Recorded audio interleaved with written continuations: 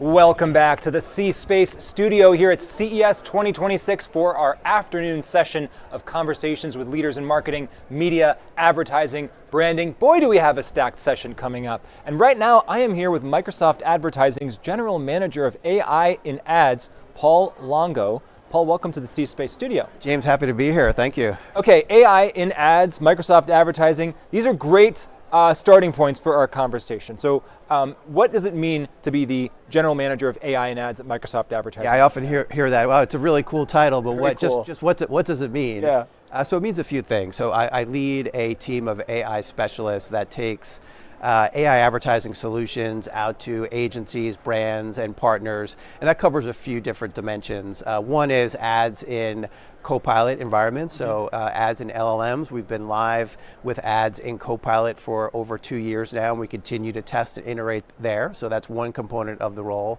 Another one is infusing our AI tools and technologies that our advertisers use with AI with Gen AI components such as a virtual account manager and just making the buying process overall more conversational. And then the last is taking more agentic solutions out to marketers as well, such as a brand agent pilot that we're currently live with. And where do we have more room to run as far as more progress that we can make? Is it on the generative side of what is going into the creative part of the ads, or is it kind of more the behind the scenes of using AI to optimize everything that goes into getting that ad in front of a person? I think it's a bit of both, really. I think, going back to what I said earlier, I think, campaign workflows in general are just becoming more conversational, right? Yeah. So you could log into our advertising platform today and now and use a version of Copilot to find out how your campaigns are performing and how you could optimize. And at the same time, there's Gen AI creative capabilities that enable you to create copy, images, and video. So I think it's happening on both sides in parallel. ChatGPT itself is only a few years old, so LLMs are, I think, new to a lot of people. But do you already see or sense that because advertising and the nature of what it takes to do it is changing, the kind of person who goes into it is changing, or the way that you hire or look for people to do these kind of jobs is changing? I'd say, we want people that are curious, that are going to lean in, that are going to test and learn with the technology. So I'd say there's not necessarily like a specific profile, but I think, overall, in the marketing world, it is becoming a little bit more technology forward. Yeah. So I think that's definitely a trend that we're going to see happen more. It's interesting because there's almost a tension there between it's more technology forward, but it's also easier than ever to use the technology. Yeah. So how much do I need to be a technologist, and how much do I need to be, in some ways, a generalist and just be able to ask good questions? It's a great question. We talk about this a lot, even in the notion of prompt engineering. Prompt engineering is becoming much more conversational now. So yeah. I think even a background in the humanities is super valuable today, because that will help you really take a more humanistic approach for how you're directing AI. This is interesting. I think this is maybe one of the emerging trends from my conversations here in the C-Space studio is all this technology leads back to the human elements, the humanities, the human conversation, or the ability to think like a human. And speaking of humans, you're here among many here at CES 2026. What's your message here? What are you talking about? So at Microsoft, we're building towards what we're calling humanistic superintelligence, where humans are at the core of everything that we do. And my team and I were talking about predictions for 2026. One of the ones we were talking about was that AI was really going to move from fear to feel. Okay. And if you think about just some of the human components that AI can enable, if you're leveraging AI to create thousands of versions that are speaking to different cultures, that are speaking to different geographies. It's enabling you to connect on a deeper, more human level with your consumers. And there's really a big part of the AI conversation that I think often gets missed is like, it's not about necessarily just replacing an exact task that someone used to do. Sometimes it is, so they can be freed up for other things. But a lot of times it can be about creating things, like when you're talking about creative that's targeting so many different specific groups. That was never going to happen when it was all just humans doing it, right? Yeah, I mean, we have a couple of examples where clients have, translated campaigns into, several different languages, which would have taken them, days or hours, and now it's done literally in minutes. So I assume that you get to see some pretty cool cutting edge Gen AI capabilities demonstrated. Where do you sense we are as far as what the cutting edge is right now in terms of the ability to produce creative for advertising, how good it looks, and how it can make people feel? So I think right now it's we like to say that our biggest use for AI is helping to collapse friction, right? And we're seeing that friction collapse on the consumer side, where when consumers are using, at least within the Microsoft ecosystem, Bing plus Copilot, customer journeys are shorter, and then friction is also being taken out of the buying and planning process as well, as there's more conversational AI components. So I think we're seeing it happen in both areas. And what do you learn from those conversations? I'm not sure if you can extract the data from those in kind of a meta or anonymized way or what, but when consumers interact with AI chatbots and voice agents, they've had a few years to kind of figure this out and maybe hone their ability to do this, but I assume that it continues to evolve. So where are consumers right now in their interactions here? Yeah, we recently launched a brand agent pilot, and we have 50 retailers that are on board with our pilot. And this is a brand agent that lives on a retailer's website. It embodies the retailer's personality, and really works like a virtual sales agent. And what we've learned, through this initial pilot is that consumers want to have more of a conversational, humanistic, problem-solving type of dynamic versus more of a transactional dynamic. And we've seen some retailers in the pilot that have seen a 2 to 3x increase in conversion rate when consumers are interacting via the brand agent versus just traditional transactional shopping. So you lean more almost into the human interface than you might think if you were initially programming a bot on someone's website. Absolutely. But speaking of going to people's websites, a lot of people aren't necessarily starting with a website anymore. Maybe they're searching for something within an LLM and making transaction or purchase decisions right within that framework. So how are you thinking about, I was going to say future, but really it's the present of people doing all of their shopping and transacting within that kind of an interface? Yeah, I mean, our approach is to meet consumers where they're at. So, I was just talking about how Copilot, along with Bing, is condensing the consumer purchase journey. Yeah. So we're seeing, a lot of times people will start with search, then they will go into, more of an LLM environment to do more research, and then want to click out and then convert, via, some of the traditional blue links. Yeah.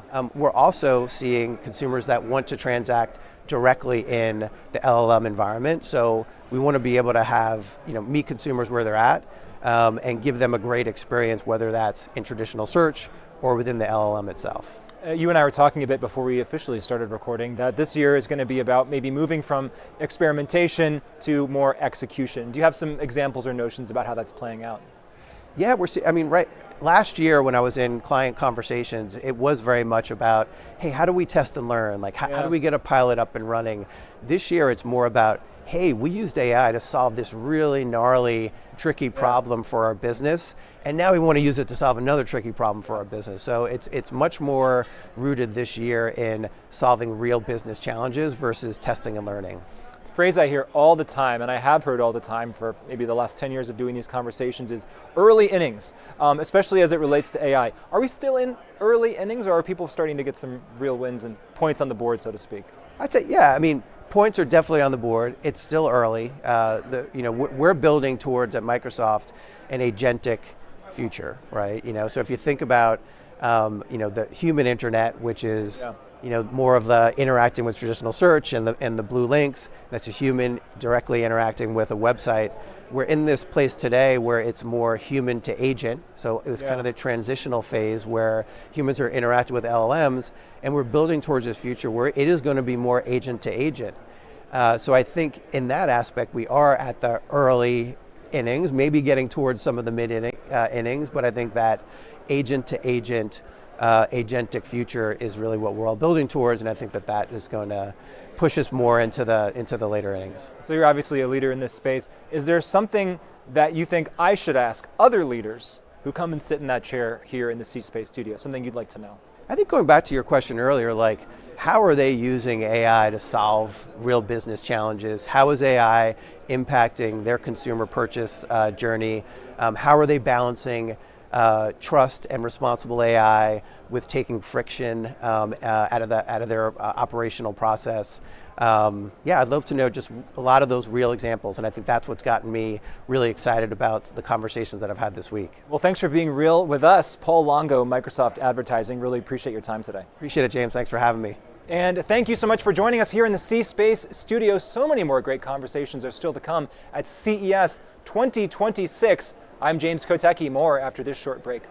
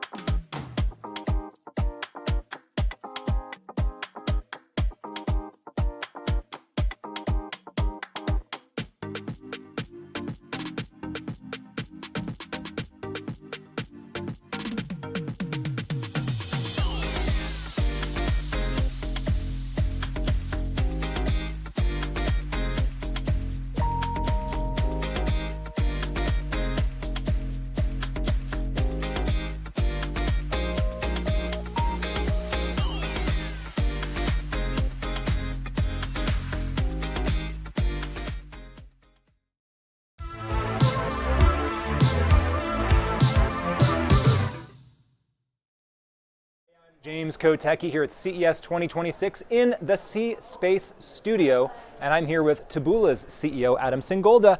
Adam, welcome back to the C-Space studio. You've had a long and wayward journey away from us for many years, and now you have returned to tell us all that has transpired, and we welcome you back. Thanks for having me. This is fun, and CES is great, and I'm happy to be here. Well, thanks so much. Catch us up on how are you defining Taboola right now, the definition of the brand in 2026 and what the company does. We are the largest performance advertising company driven by AI outside of the walled garden, primarily Meta, Google, Amazon. So in the world of everyone looking to drive growth and sales for their business, everyone tries Google and Meta and Amazon as of recently, but then outside of those, it's a mess. It's hard to scale, and we want to become the fourth company that advertisers can rely on and scale with.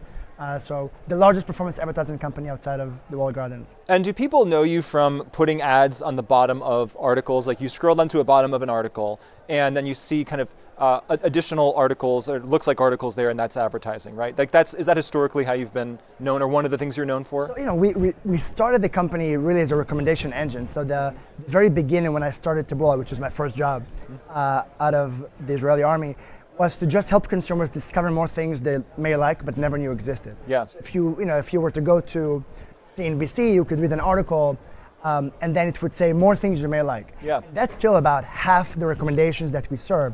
So a lot of our publishers use our AI, powered recommendations to just drive consumers to stick around, discover a video, an article, a product that they wrote on their own site. And then side by side to that, there's some sponsored messages. Much like on an Instagram feed, when you open your feed, you see your friends post, organic, we call those, and in between you'll see messages from advertisers. So kind of a similar fashion. A lot of people, we interact with about 600 million people every single day across some of the most amazing publishers such as Yahoo and Disney, Apple News, NBC, USA Today, so many. And that's where people traditionally see us. Yeah, and is the AI able to surface things that it knows I will like, but that if it was a human curating that article at the bottom, the human might not have guessed I would have liked that?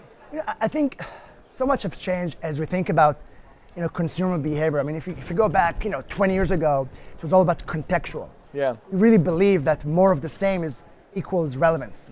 But now, in a world of AI, it really opens up the horizon to imagine what else I may like and never knew existed.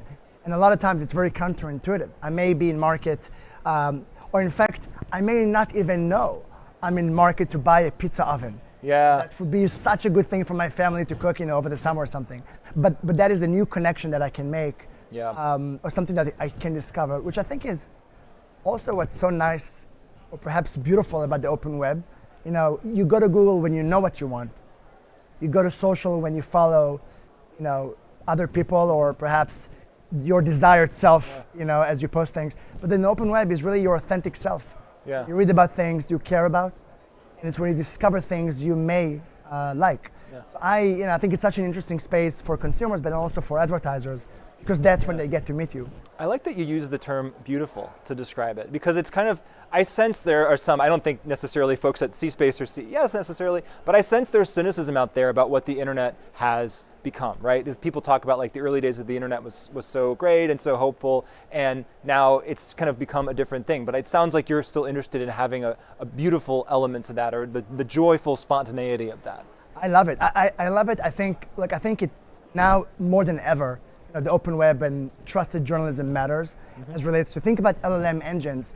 The number one thing people ask ChatGPT or Gemini or Deeper Dive, which is our LLM product, is about news, recent stuff, sports, entertainment, local news. It matters so much just to create this habit consumers have on a daily basis. And I think also in the world of social media and robots, we see a lot of them here at CES, to have someone you trust, a brand you can follow, you can interact with, and make decisions that matter is so important. God help us if TikTok is the way our children make decisions that matter.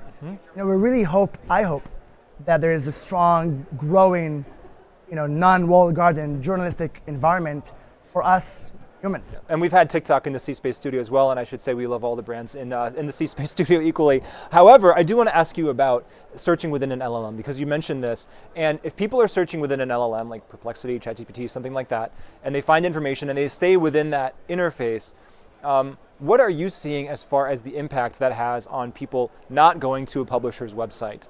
And then how should publishers, brands think about that? You know, I think a year ago when I was more scared to imagine what could happen. And you know, a year into it, I think Gemini is the best thing that happened to Google search. And I think Gemini and LLM with ads is the best thing that's going to happen to trusted publishers. I'm concerned about the long tail. I have an opinion about what might happen to them, but I'm concerned about, you know, the smaller sites who get most of their traffic from search. Yeah. But I mean, I think if you're sites that I wouldn't know to go to otherwise, that right. I just, yeah. But I think if you're, you know, if you're a large publisher, local or national, that you appreciate their trusted information and you know them and you go directly, I think they will lose some traffic from search. But they're going to grow the revenue per person they make, in my opinion, because I can only imagine. We came out with a product called Deeper Dive, which is essentially Gemini for the rest of the world. Okay. Or ChatGPT outside of ChatGPT. And the idea is, if you go to USA Today, you can now ask any question, as an example, on Deeper Dive on the homepage. And if you're listening to this or watching this, yeah. you should try. So you can ask, why did the Knicks lose for the last 4 games? I love the Knicks. Okay. And then you'll get an answer and articles that are relevant for that question on USA Today. Yeah. And I start talking to USA Today, and I can generate this new advertising revenue on Deeper Dive. And the revenue we're seeing from that experience is exciting. So I think we're going to have less traffic from search, but much more engagement from that loyal base. Okay. And much more new revenue stream from ads. And I think this is 2 or 3 CESs from now, when hopefully you invite me again. Hopefully you come back. Yeah. I think we're going to see significant revenue stream coming from AI, Deeper Dive type products on the open web. And what about the revenue for publishers coming from AI content licensing deals? This is, of course, talking about content license to train AI. Is that a good path forward? What is your opinion on that? I think it's a bit romantic to imagine. Look, you can't really imagine it's easy to negotiate with this type of companies. Like if you go back, I mean, history is always a very good testament for the future. And if you look at Google search, SEO, which is still a very important part of the way consumers discover the internet, Google never paid anyone to be on search. You can always get the hell out of here if you don't want to be here. And we've seen this again and again. In fact, we've seen governments telling Google, you know, if you don't do it, and nothing ever really happens. Because at the end of the day, it's important to be there. So I think we'll see those licensing deals from time to time. Do I think it's going to happen hundreds or thousands of times so it funds journalism? No. I think it's a very dangerous path to put a plan against. They're going to pass one day. It's hope. Hope is not a good strategy. I think you should take the money if they give it to you. But I don't think that's a good strategy. I think you should control your destiny. You should own your own LLM experience on your own site and embrace AI to really grow engagement and revenue from people that appreciate you on your own site. If we had another 10 minutes, I would want to get into a deep dive on the future of journalism. However, we only have like 90 seconds, so I want to make sure you get a chance to talk about your CTV announcement that you recently made, partnerships with Paramount, LG, what's going on there? The industry, and I'm seeing it at CES here all the time, everyone is about performance advertising. There's no more this fantasy that I'm going to put an ad on anywhere and hope it's going to be successful. Advertisers demand, want, need measurement outcome now and later and all the time. Yes. And Amazon did a great job with Prime, saying even when you put an ad on TV, we're going to show you that someone bought the product later. And that created these dynamics that even big broadcasters are saying, if you buy from us, we can and we should show you it works. Downstream, someone is buying that product, someone is subscribing to that service. So with LG and Paramount, and hopefully you will see more, we've partnered to show that an advertiser can buy a TV campaign, show an ad on television, and that person and people like that person will then see ads on the Taboola network, on sites they love, and we show to the advertiser that we can drive conversions, outcomes, and measure the effect of TV advertising. I'm excited about it because it proves that performance advertising is the new pink, There's no other type of thing to really do, and everyone is going to get into that. Netflix is doing ads, Uber is doing ads, Amazon is the number line, EBITDA is ads. Ads is relevant for everyone, and performance advertising is the way to do it. Everybody needs a friend. Hopefully we can be that friend. Well, thank you for being a friend to the C-Space studio and coming back. I can't believe it's been so long since we've had you. We got to get you back next year. Thanks so much, Adam Singolda, CEO of Taboola. I really appreciate you. And we really appreciate you for watching us here in the C-Space studio. This is CES 2026.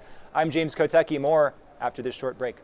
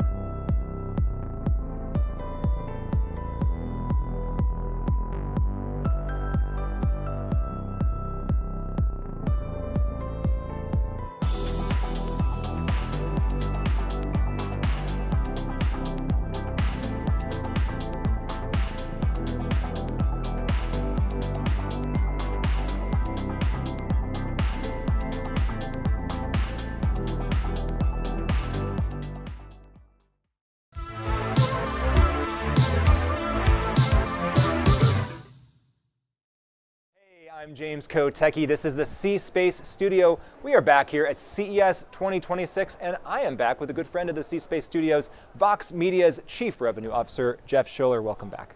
James, thanks. Happy to be here. It's always great to talk to you, and of course we always want to make sure people understand what Vox Media is all about. So please give us the definition of the brand here at the beginning of the year. Yeah, absolutely. So Vox Media is a portfolio company. We have publishing assets, podcast assets. I like to say that we're built for a new era of discovery that is grounded in omni-channel expression. So if you follow a person, you can consume that via audio, via video. Yeah. Experiential, if you follow a brand, same thing, whether it's .com, social, app. So Vox Media is the sort of sum total of all of that. And that's an interesting modality, a way to think about it, right? So I'm not really thinking about, do I care if it's a podcast or a video? I just really care about that person, those opinions, that kind of thing that I'm expecting from that brand. Is that increasingly how people are viewing this? Absolutely, and I think that from the sort of perspective of why we're here, differentiation is the goal, right? Like this is an ever increasing, with each passing year, space where people are looking to say, here's why we should work together, or here's how we can add unique value. And so differentiation for us is grounded in, we have IP. That IP is not vertical in nature. Of course, there IP on a sort of micro level is, but like on the macro, our IP spans horizontally across every platform of human consumption. And that's really the sort of like how we future-proof. Yeah. And how do you go about cultivating that IP? Do you think of it within certain, I know there's obviously different brands in the portfolio, but do you think about it holistically as this is the kind of thing that makes sense within Vox Media? Absolutely. So on the publishing side, each brand is independent and obviously has their unique perspective, position, community, and so that dictates what we think would surprise and delight them. And I would say on the publishing side, it's really grounded in helping them discover things that they may not see right in front of them. And I think, you can certainly say in the era of AI overload, a lot of it is just grounded in things that you already know, like, hey, I'm going to type in a prompt and I'm going to get like a very matter-of-fact, transactional, utility-based answer. The goal of all of our brands and our pods is really to help surprise and delight the consumers and say, here's a trend that you should be aware of, or here's a hack that you should be considering for your personal, well-being, or whatever it might be. So it's sort of that Jobsian refrain of like, they didn't know they needed a smartphone until I built it for them. Wasn't that, and then Henry Ford said that about cars and horses? You asked, exactly, like cars that. and horses. I don't know if that was an apocryphal quote or not, but it's still a good one, so we can use it.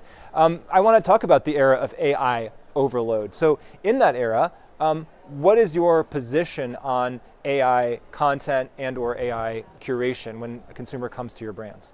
I would sort of bifurcate the curation. If we can leverage technology to better serve our customers and our consumers, great. On the consumer side, that means, for example, it could be Eater leveraging AI to help better organize the reviews for a particular type of restaurant genre. Like, so it could be, what are the best ramen places throughout the country? If AI can help with that, great. But AI doesn't have taste buds, can't taste something from a restaurant, and so we sort of make a hard line in the sand between creation and curation. So do you have a specific rule or brand promise that everything has to be authored by a human, or to a certain extent or percentage or entirely?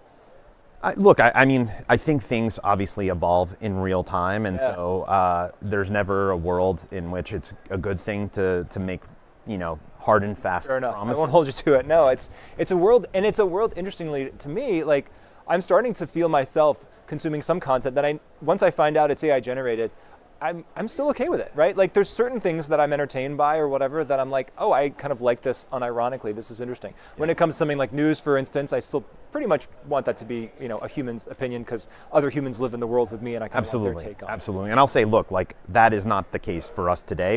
Our brands uniquely, I think, within our quote unquote publishing competitive set are grounded in taste, are grounded in human judgment.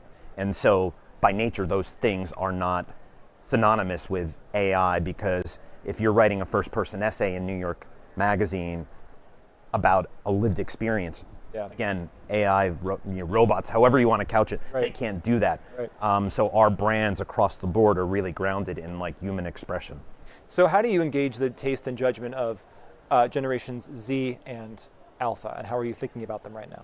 So I think a couple of things. One, from a pure reach perspective, last year we grew within our publishing landscape more than anyone else in our competitive set relative to that cohort. The way that we think about it is really simple, is like we interpret signals from our brands in terms of what content is resonating, and we super serve them, and we do that on the platforms that matter most. So, obviously it won't come as a surprise, but that's TikTok, that's Instagram. We create live experiences because we know that they crave interpersonal sort of connections, and so. Tell me about what are some examples of live experiences? So this last year we've hosted,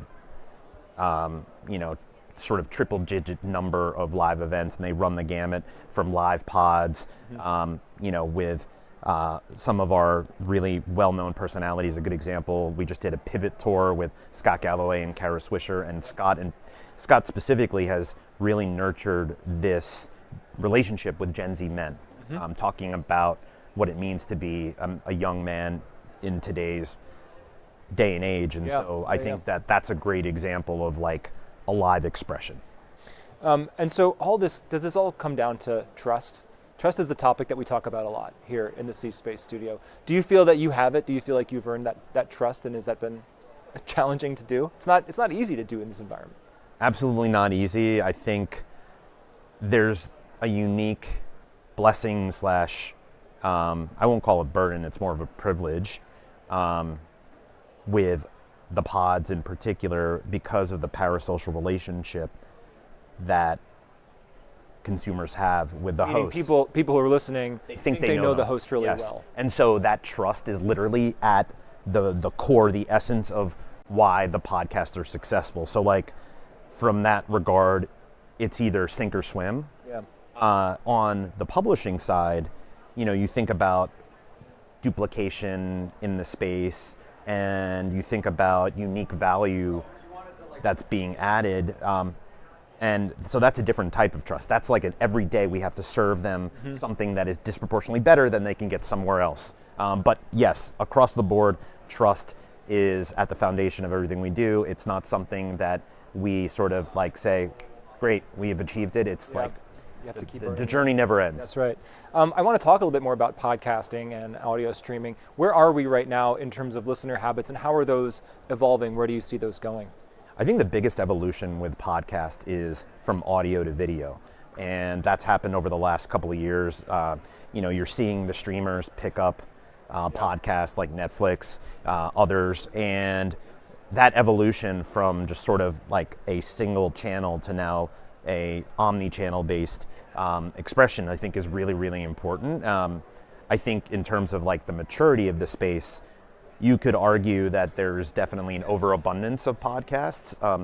For us in particular, we focus on quality over quantity. We like to sort of say we're like the HBO of the podcasting space. Like it's our relationships with our talent built on trust, and they're clear leaders in the space, but we're not looking to build out 100-long pod channels of thought leadership or women's sports or whatever it might be. And do you think the investment in advertising for audio is at the point where it matches the content consumption, or no? Absolutely not. I think that the pivot to finding new IP, if you're a streamer and you look at all the things that make podcast amazing, like we talked about the parasocial relationship, but like if you were a streamer and you look at where it started, which was scripted, and then it went from scripted being, sort of maybe not as sustainable as folks would like from a cost base, to then, reality, unscripted, to live sports, podcast, being the sort of that next iteration, I think will help catalyze the eyeballs versus dollars quotient, but there's a long way to go.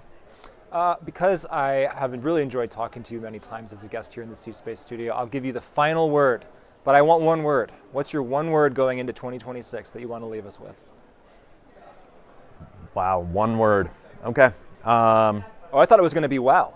Wow. Yeah. No. It's I'm gonna be an optimist and say optimism. Optimism. I love it. Let's leave it there. Jeff Schiller, Vox Media. Thanks so much for coming back. Thanks, James. Appreciate you. And we appreciate you, of course, watching us here in the C-Space studio at CES 2026. I'm James Kotecki, back with more after this short break.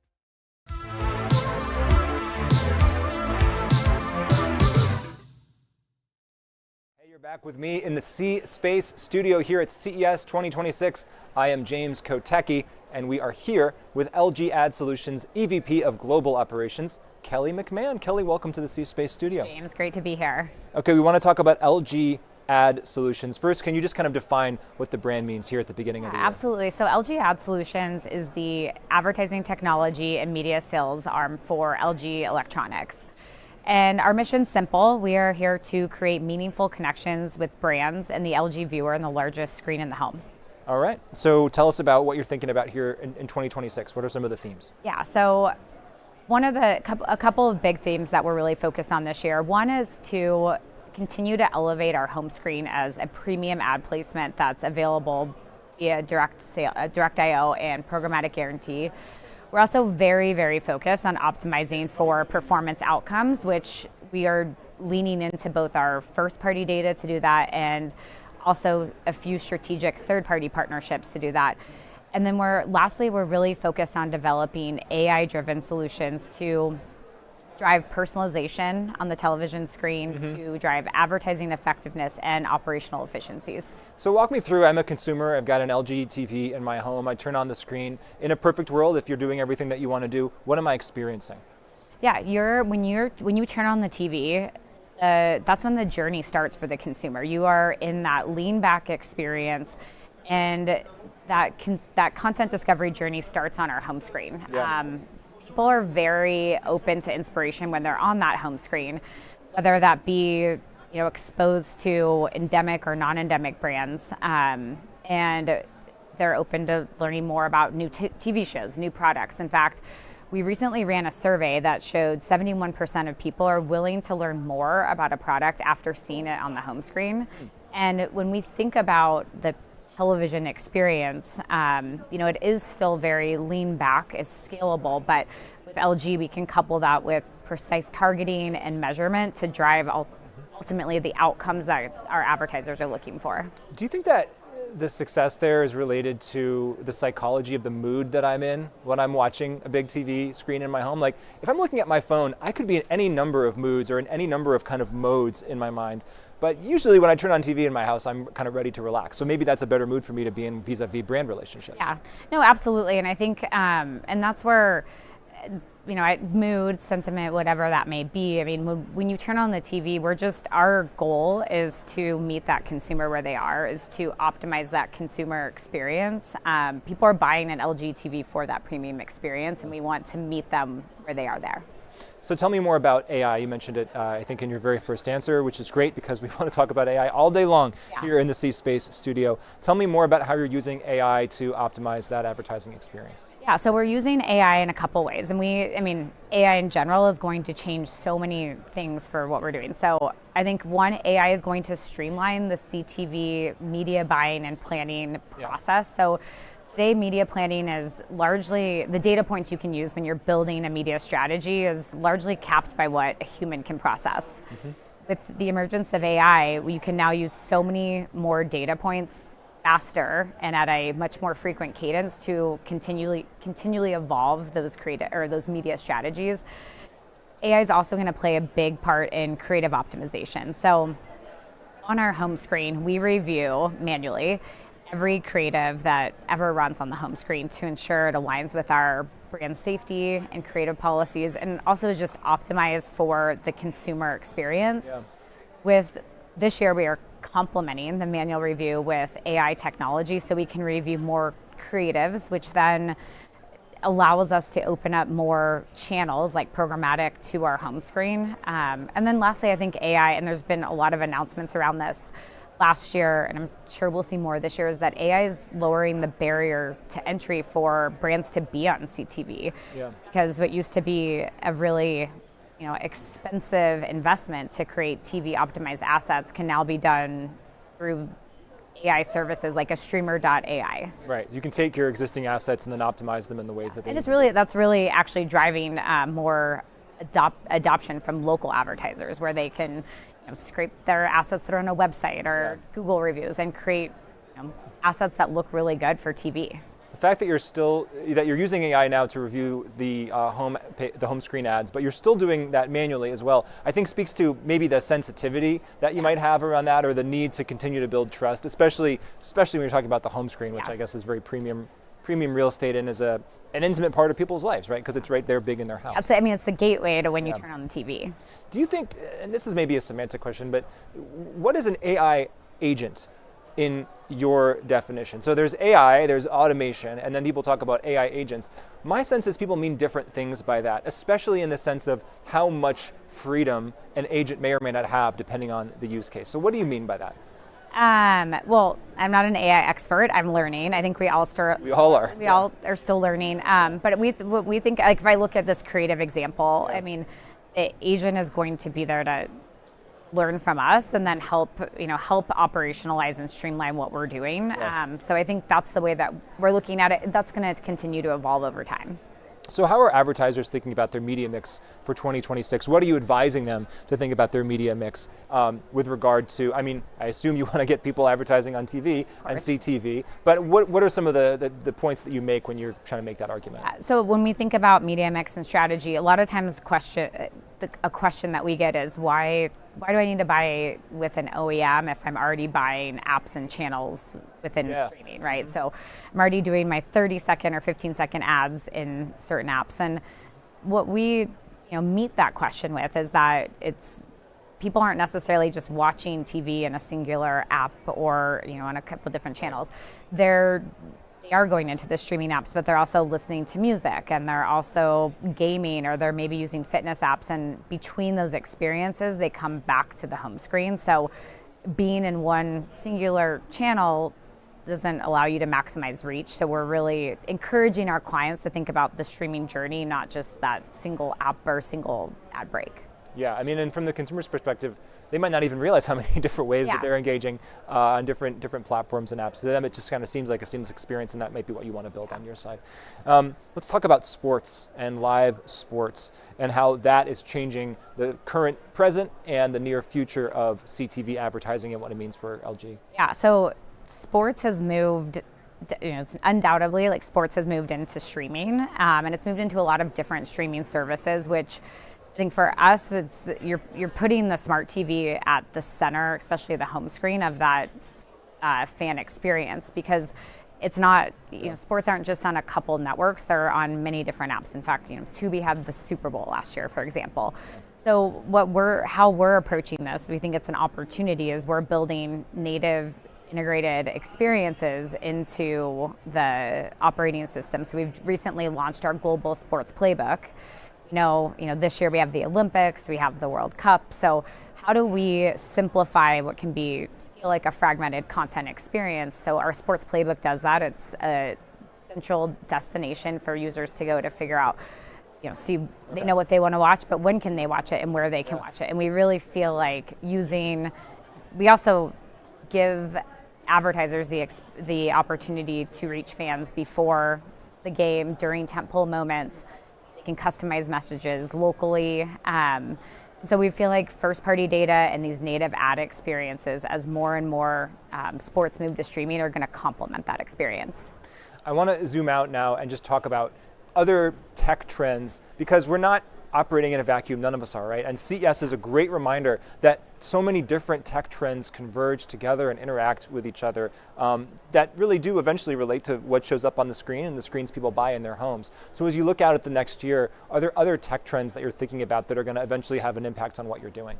Yeah, I mean, I think for us, and you've heard me say this multiple times during our conversation, is like we're really focused on the home screen, because that's where the content journey begins. And some of the trends that we're seeing, TV is still that lean back, scalable experience, but people are not necessarily using a TV like they're using a TV like they use their phone now. There's more that they can do. They can watch content. They can listen to music. They can learn about new products. There's a lot of new ad innovation to enable that.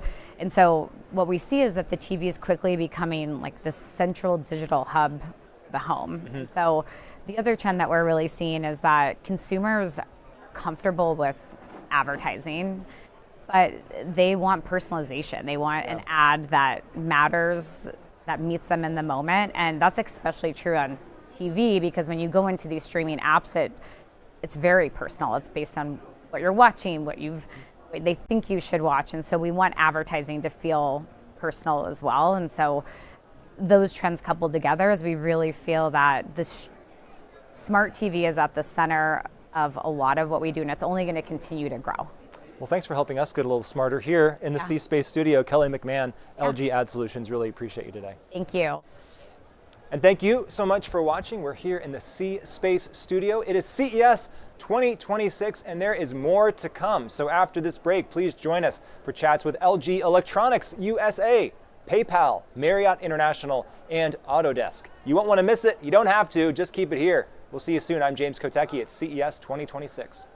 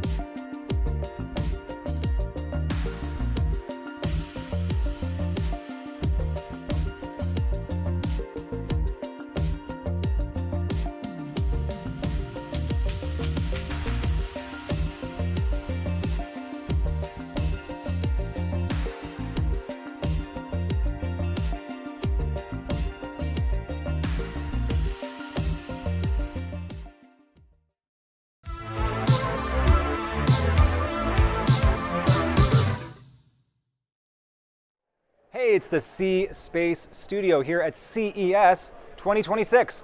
I'm James Kotecki, and we are joined by LG Electronic USA's Chief Marketing Officer, Louis Giagrandi. Louis, welcome to the C Space Studio. Thank you, James. Pleasure to be here. Okay, so LG Electronics USA, I mean, there's probably a handful of companies that if I think CES and who's going to have a massive presence and show up at CES, LG is going to be one of them. Yep. So tell us about what you're doing here at CES 2026. Yeah, well, as you mentioned, we're always one of the best parts about working at LG is we're always going to come out swinging when it comes to innovative products and buzzworthy innovations. So this year is no different. We have our wallpaper TV, which is just some incredible technology. It's the thinnest OLED TV, truly wireless. I mean, it's like a pencil thin, and the speaker's built into the screen.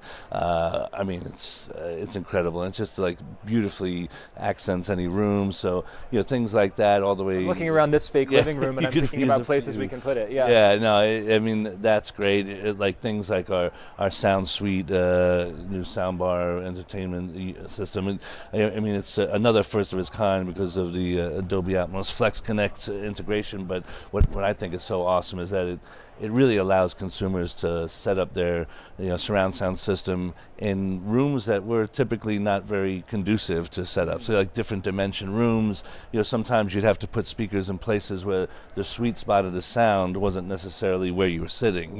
This really accounts for that, make sure that the people in the room are getting the best audio experiences. So just straight down the line, even we had a Best of Innovation award for our in vehicle solutions displays from our vehicle solutions group. So top to bottom, it's always fun. Well, let's peel back the curtain a little bit. What's it like to be leading as a marketer at CES every year? As I said, LG, I expect them to show up in a big way, but that also means you're expected to show up in a big way, right? So there's pressure every year to come here to the world's most powerful tech event and present some really powerful technology. As a marketer, as a leader, how do you plan for that, and how do you think about your year? Yeah, well, it's funny because you're 100% right. There's a ton of pressure. Our engineers are really always up for the task. It's the one again. As a marketer, you can't ask for anything more than just killer products to market, right? That helps. But what also adds to the pressure is the strategic pillar around how we build our innovations is something we call human-centered innovation, which is we don't just innovate products for the sake of innovation. It's like really they have to ask themselves, are we addressing a consumer need, a consumer pain point? Are we doing something that's going to benefit the consumer? So so many of our products are not only innovative but addressing real solutions. That adds a little extra pressure for engineers. But again, thankfully, because we're always very conscious and always listening to consumers, that there's probably a laundry list of things they want to do and get to when it comes to this. But you're right. I mean, we start thinking about CES 2027 in 2 days. Yeah, absolutely. No breaks at all. Yeah. Tell me about how AI is. So we could talk about AI from a number of different dimensions. You're welcome to talk about how it's built into your products. But I'm also curious, because this is the C Space Studio talking to marketing, branding leaders, how it is benefiting you and your work and your team's work. So I mentioned earlier, like the foundation of how we build our products. The fact that this has to be human-centered innovation. But a couple of years ago, we laid out a mission that we're going to transform our company from not just a hardware company into what we're calling a smart life solutions company. And what that really means is making sure we're going from a good product experience to a multiple product integrated, smart experience that not only is realizing the smart home vision, but even going beyond the home. So AI is really helping us, become that smart home solutions company by allowing us to get our products to really service the consumers in ways that we couldn't do in the past. So kind of linking up maybe different individual entities to create a synthesized experience? Exactly, and becoming very, very much an agent of the consumer, so helping consumers, like our appliances, for example, with our new set of appliances with cameras, in the oven, looking at making sure we're browning the croissants in the way the consumer wants. I mean, it's just, these are things that AI is helping us to enable. And tell me about how that interaction looks. You mentioned agents. Are there increasingly chat-based interfaces or maybe even proactive ways that AI is reaching out to people in a more agentic way? Are you talking about like how are we using, like how are we learning from the our AI chatbots when it comes to our integrated? Sure, yeah, let's talk about that. Yeah, so well, I think as I mentioned before, when it comes to how we're building this smart life solution, we have a very, very robust voice of consumer listening thing. And what we're hearing from consumers, that comes across in the chat box and several different ways, that while AI is amazing and it's enabling some incredible things, there is some consumer skepticism, consumer concerns, basically boiled down into privacy. Consumers don't want to trade privacy for additional enhancements. It's about ease of use and making sure we're not overcomplicating things. Almost like a lot of consumers have that concern about reliability. Like, why are you putting AI in my oven just to tell me is that going to mean it's going to break down? So we have to be conscious of that, and control. Control is a big part, right? And so consumers don't want to lose control. Even if we start thinking about proactive solutions or proactive feature enhancements, we always have to keep the consumer in control of that. And that's coming through in a lot of different ways, especially you brought up chatbots, the questions, the engagements that we're seeing from consumers and our AI like agent appliances. It's never like, just do it. Yeah. It's like, help us do it. As we were talking before we started the official conversation, you've been in this role for a few years. Yeah. Have you seen, even in that short time, consumer attention patterns shifting, and where do you think the shift is going from here? So absolutely, it's what's interesting is from a marketing standpoint, we've been. It used to be like your videos are now consumers are asking for like 15-second videos. Just tell me, So on one hand, as a marketer, you're like really drilling down your content into quick, really easily digestible, bite-sized pieces, and then but the LLMs are more like long format needs. So you find yourself as a marketer being in two different worlds, right? We have to, like you said, the attention span of consumers, of humans in general, just with the way the world works. It's getting shorter and shorter, so how do you get your message out there in these nice digestible ways, but at the same time, with AI being such an important part of consumers' lives, we also need to be feeding the LLMs these long-form content to get the message out. And it's weird, I feel my attention span getting shorter and shorter, and yet once in a while I'm really interested in watching a 4-hour YouTube essay on some topic that I'm really interested in going deep on. So there's that factor out there as well. Yeah. Maybe I should be watching it on one of these wallpaper TVs. Well, you definitely should, but I totally understand what you're saying. It's but that's good. It means you don't want to lose that. You always want to have deep dives every now and then.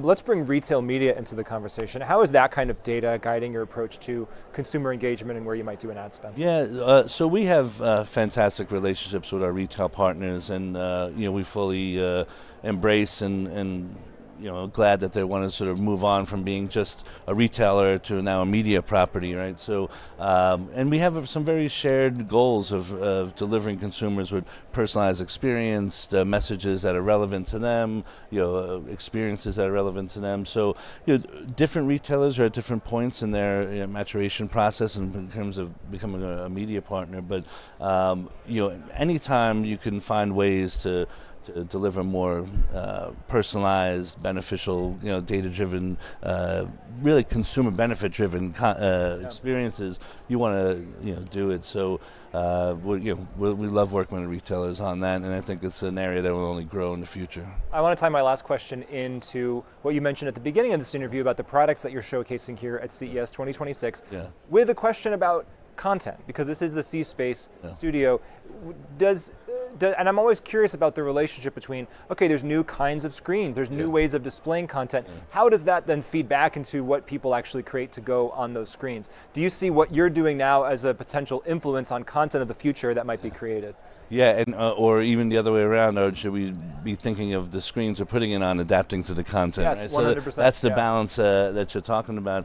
An example is going back to earlier where we talk about the in-car experience. Like once Once self-driving or automated driving becomes a reality, now your car just becomes another room in your life, you know. So how do you engage that? And you see, like, so in that sense, we are in vehicle solutions. Someone could be looking out the window, see something, capture it, and then now they're delivering content about what they just passed. So I think it's the forms are going to have to be flexible in terms of how the content is delivered, but I think it's even just how you're responding, delivering content based on real life experiences is going to be very interesting as we move forward. Well, thanks for joining us and sharing your experiences with us. Pleasure. LG Electronics USA's Louis Giagrandi. Thank you so much. Pleasure. Thank you. Thank you.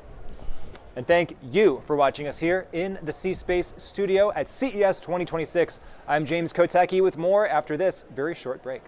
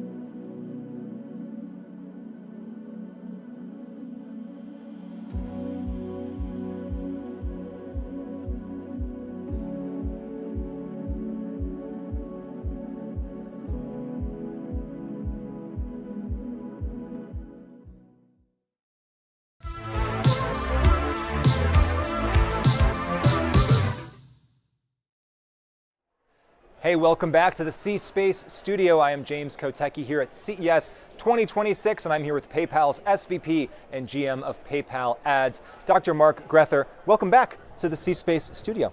Thank you so much for having me. Okay, PayPal Ads. I mean, everyone's heard of PayPal, but define what PayPal Ads as a brand means right now at the beginning of 2026. Sure, we are an advertising business, right?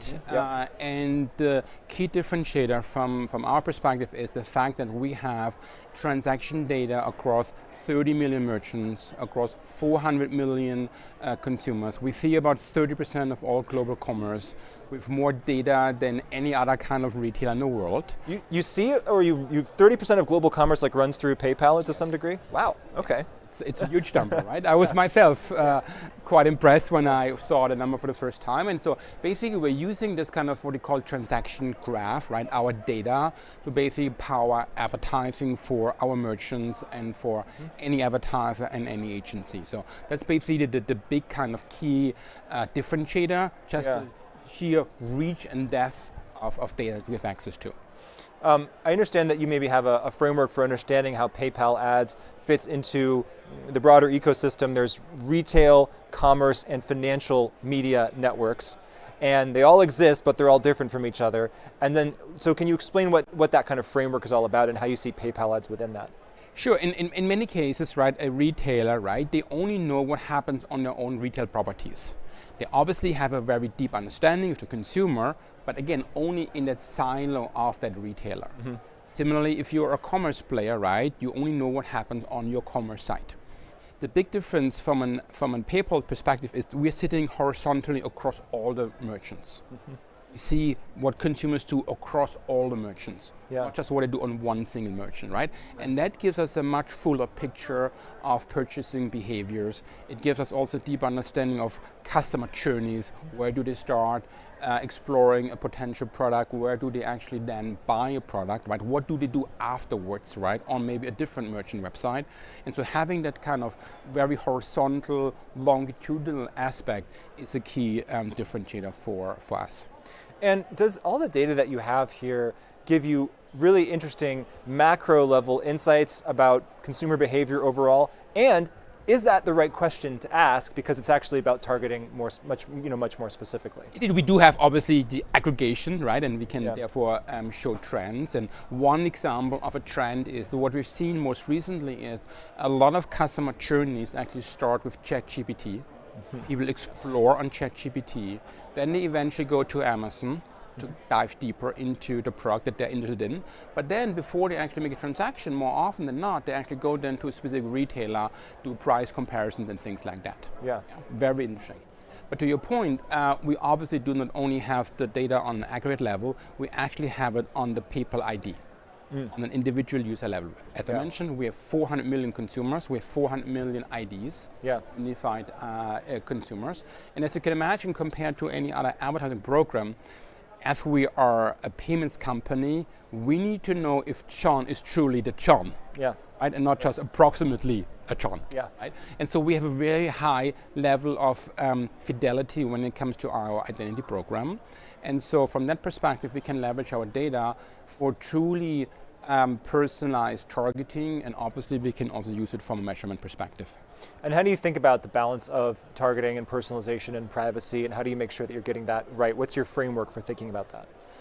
At the end, it all needs to become relevant for the consumers, right? It's really important that we are leveraging our transaction data. And by the way, we do not only have the data on PayPal, we also have data from Venmo, also have data from Honey, our browser extension, right? So we basically can see what consumers do on the web using Honey, for example. Honey is a coupon, right? Honey is a browser extension. Right, okay, right? That's right. And so we have the opt-ins from consumers who give us the permission to understand what they're doing on, say, what they're searching on Amazon, what they're searching on Google, what they're doing on ChatGPT, right? So that gives us basically a good understanding of what happens pre-purchase. We have then the purchase itself with PayPal.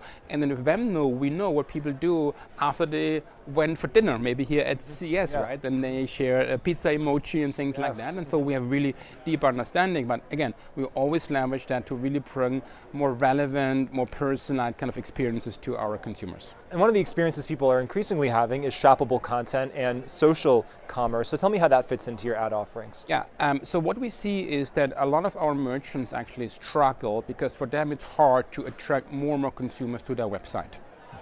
But that was basically the modus for the last 10 years, right? You spend money on Google to attract people to your website where you eventually convert them into purchase buyers. What we are now doing with what we call storefront ads, we are flipping the script and say, as opposed to consumers have to go to a merchant, the merchants go to where consumers are on the web.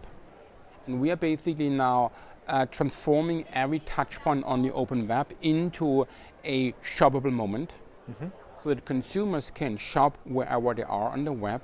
There's no need anymore to go to a merchant website. Okay. It gives the merchants much more reach, access to many more consumers.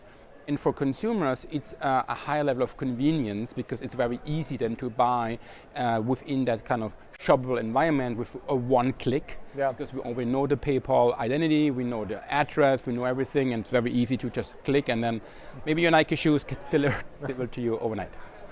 When we look at AI, when we look at shoppable video and just all the different technologies that are bubbling up and I'm having conversations about and many people are talking about here at C-Space and beyond here at CES as itself, what do you see as the most transformative for retail media in the near term? I think that the way how consumers, again, start a consumer journey is completely different than it was a few years ago, right? Where it quite often started with search, right? And eventually you were able to attract someone to your website and you converted, right? In many cases, it now starts with a conversation. A conversation starts on LLMs. So that is certainly a big shift. At the same time, it also means that the merchants need to be where the transactions of the futures are going to happen. Meaning if the transaction happens on the open web, as I mentioned, you need to turn the open web into your stopping destination. If the transaction happens on LMs, as a merchant, you need to be there. What's interesting from a PayPal perspective is that we now need to enable the LLMs to actually provide payment functionalities to the consumers so that the consumers can actually make the purchase, right? And if you go back and think about PayPal, PayPal is all about the easiness of paying, but also trust that you have in paying with PayPal, right? And that is becoming really important in an LLM environment because consumers haven't done that yet. Right? It's a new way to buy. And so you need a player that you trust before you actually make a purchase. And hence PayPal can bring its strength, the trust in payments, into the LLM environments. Let's zoom out for a second and get a little existential about the future of where all this is going. So AI is really good. It's getting better all the time. If AI can now, or in the near future, predict and influence purchasing decisions before consumers are even aware of what they might need or want, what does that mean for advertising? Do we even need advertising anymore? Does the definition of advertising change completely? What's going on with that future? I would actually say that is advertising. Right? If you think about advertising, what was advertising? Advertising was in many ways influencing consumer behaviors and predicting what consumers actually should buy before they even know that they should buy it, right? Sure. Creating a desire for something, right? It was a lot about what advertising is. In that sense, AI is almost now ads on steroids, right? It is in a way still ads. It is still influencing consumer behavior and consumers to purchase things that they need or that they now desire to need. Okay. And so last question as we think about the year ahead, is there a fundamental change that you think is happening in 2026 that you are preparing for? And you can be as specific or as broad in that answer as you want. I mean, from a PayPal advertising perspective, we are really here to help our merchants with three things in 26, right? The first one is we want to help our merchants to sell more. We secondly want to help our merchants to become more profitable, helping, for example, with their own retail media efforts, growing their retail media businesses. And the third one is we want to help them to be ready for the AI world.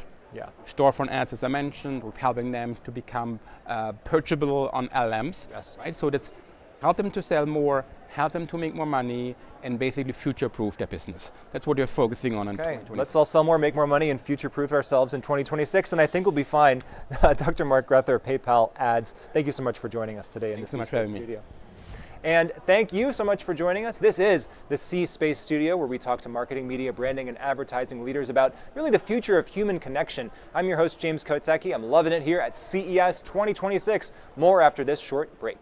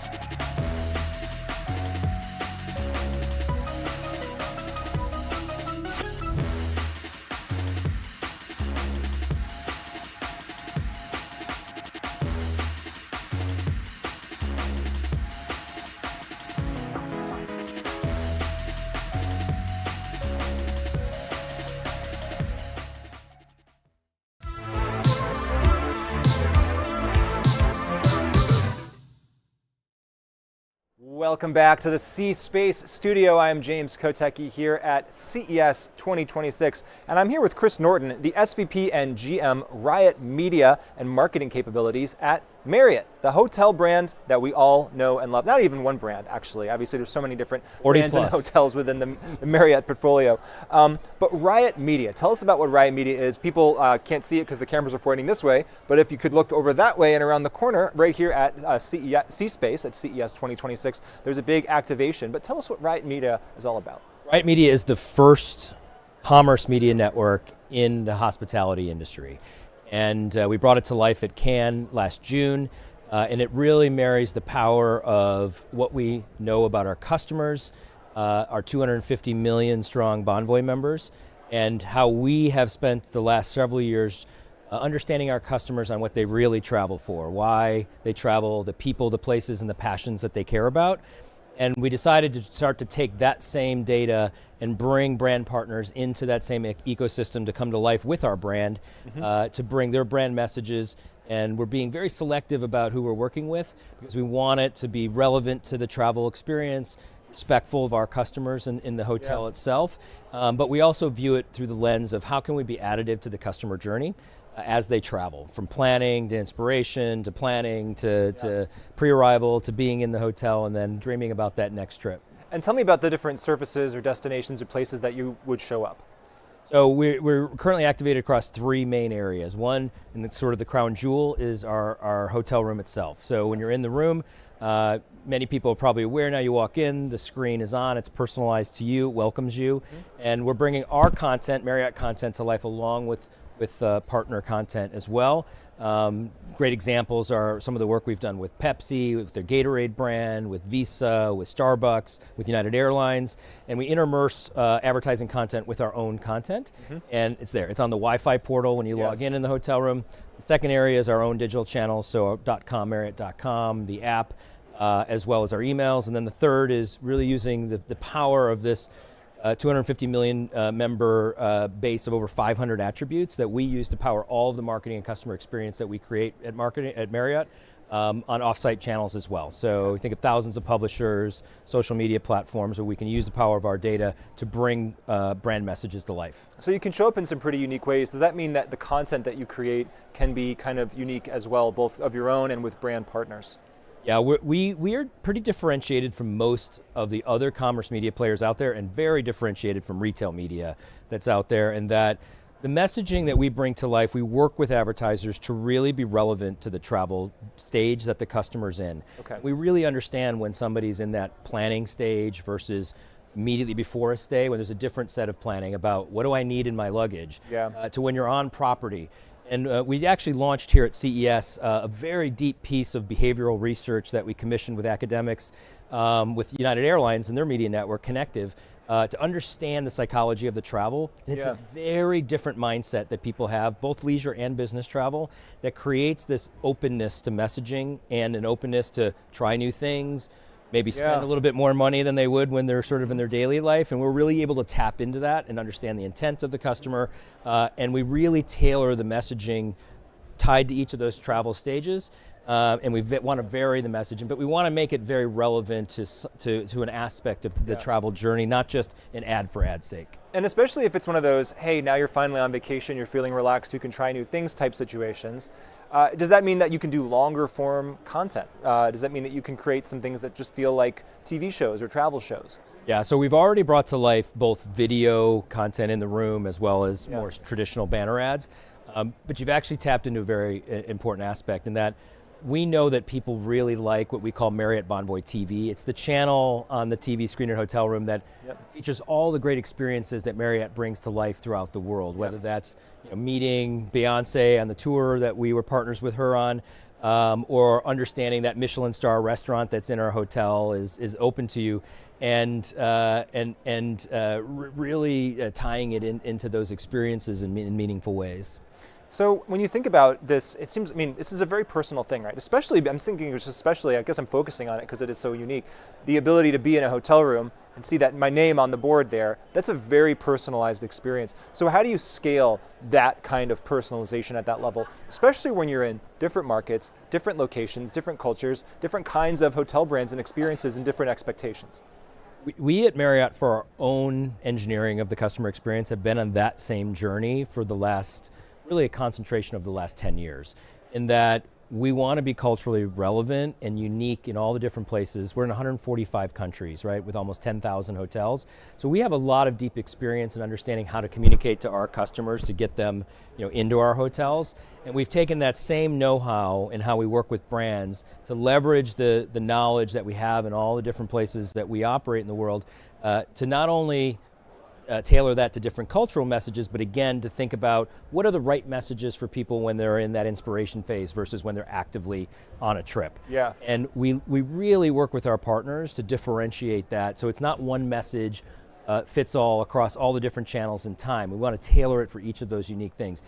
And one of the things the hotel industry has is a very deep understanding of the customers. Yes. Not only from what they share with us directly, and they trust us with that information about the passions that they have and what they care about, but we are able to target with Riot Media over 500 unique attributes that is highly differentiated, and we can use that to be relevant and understand that customer both stage and where they're at in the world. And then how critical and or challenging is it to connect all of this across multiple platforms? From the phone that I'm just randomly browsing because I'm thinking about my next trip to, okay, I'm in the active planning phase, to I'm in the packing phase, the on-property phase, where yeah, I do see the TV in the hotel, but I still have my device with me and maybe my laptop open too. How important is it to connect all these things and how challenging is that? It is very important. And again, I sometimes get the question, like, Riot Media is half my job. The other part is global personalization and all of our marketing capabilities.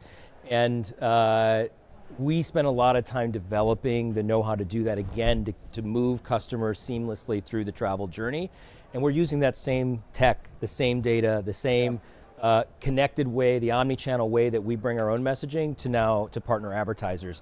So we're able to do that, and we do want to create very distinct messages for not only stage, as I said earlier, but make sure that there's a seamless connection of message that makes sense to the customer so they can see a message being built over time from, hey, I want to go to that restaurant, to you're now here, do you want to make a reservation at that restaurant, to I'm at that restaurant, and or I'm at Starbucks and I can link my Marriott Bonvoy account and earn points that way as well. And so all different messaging appealing to different interest points for customers on why they're experiencing and what the benefit is for them. And is there such a thing as too much personalization now? I mean, we used to talk about like, well, if there's too much personalization, it can come across as creepy, and I don't necessarily have that conversation as much anymore in the C-Space studio, and it feels like people are expecting this more and more. Is that the case for you? Yeah, I think you always have to start being privacy compliant and being respectful of the customer sort of wishes. And we are a consent-driven first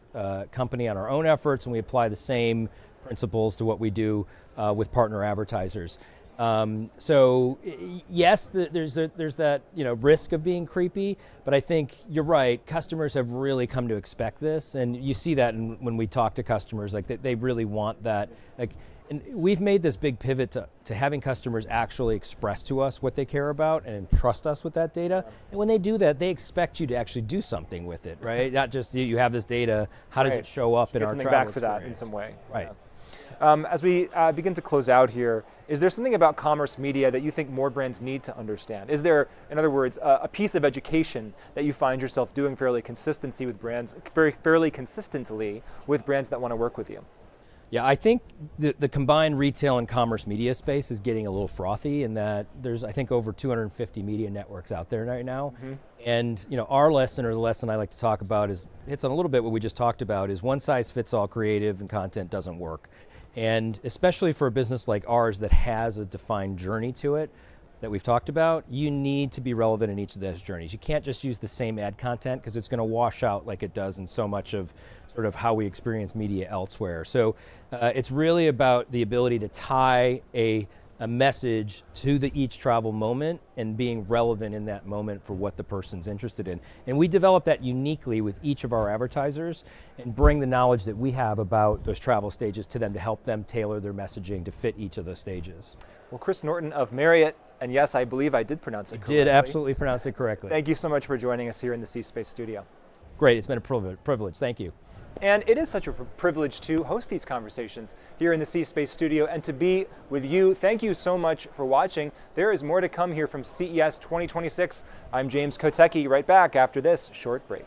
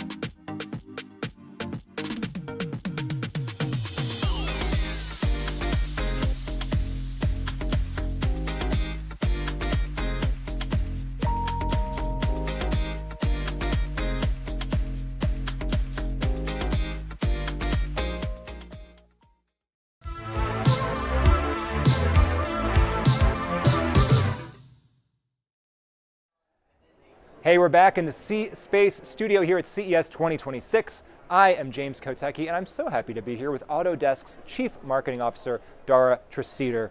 Welcome to C-Space. Welcome to the C-Space studio and CES 2026. Thank you so much. I'm so excited to be here. Great way to start the year. Absolutely. And tell us about Autodesk.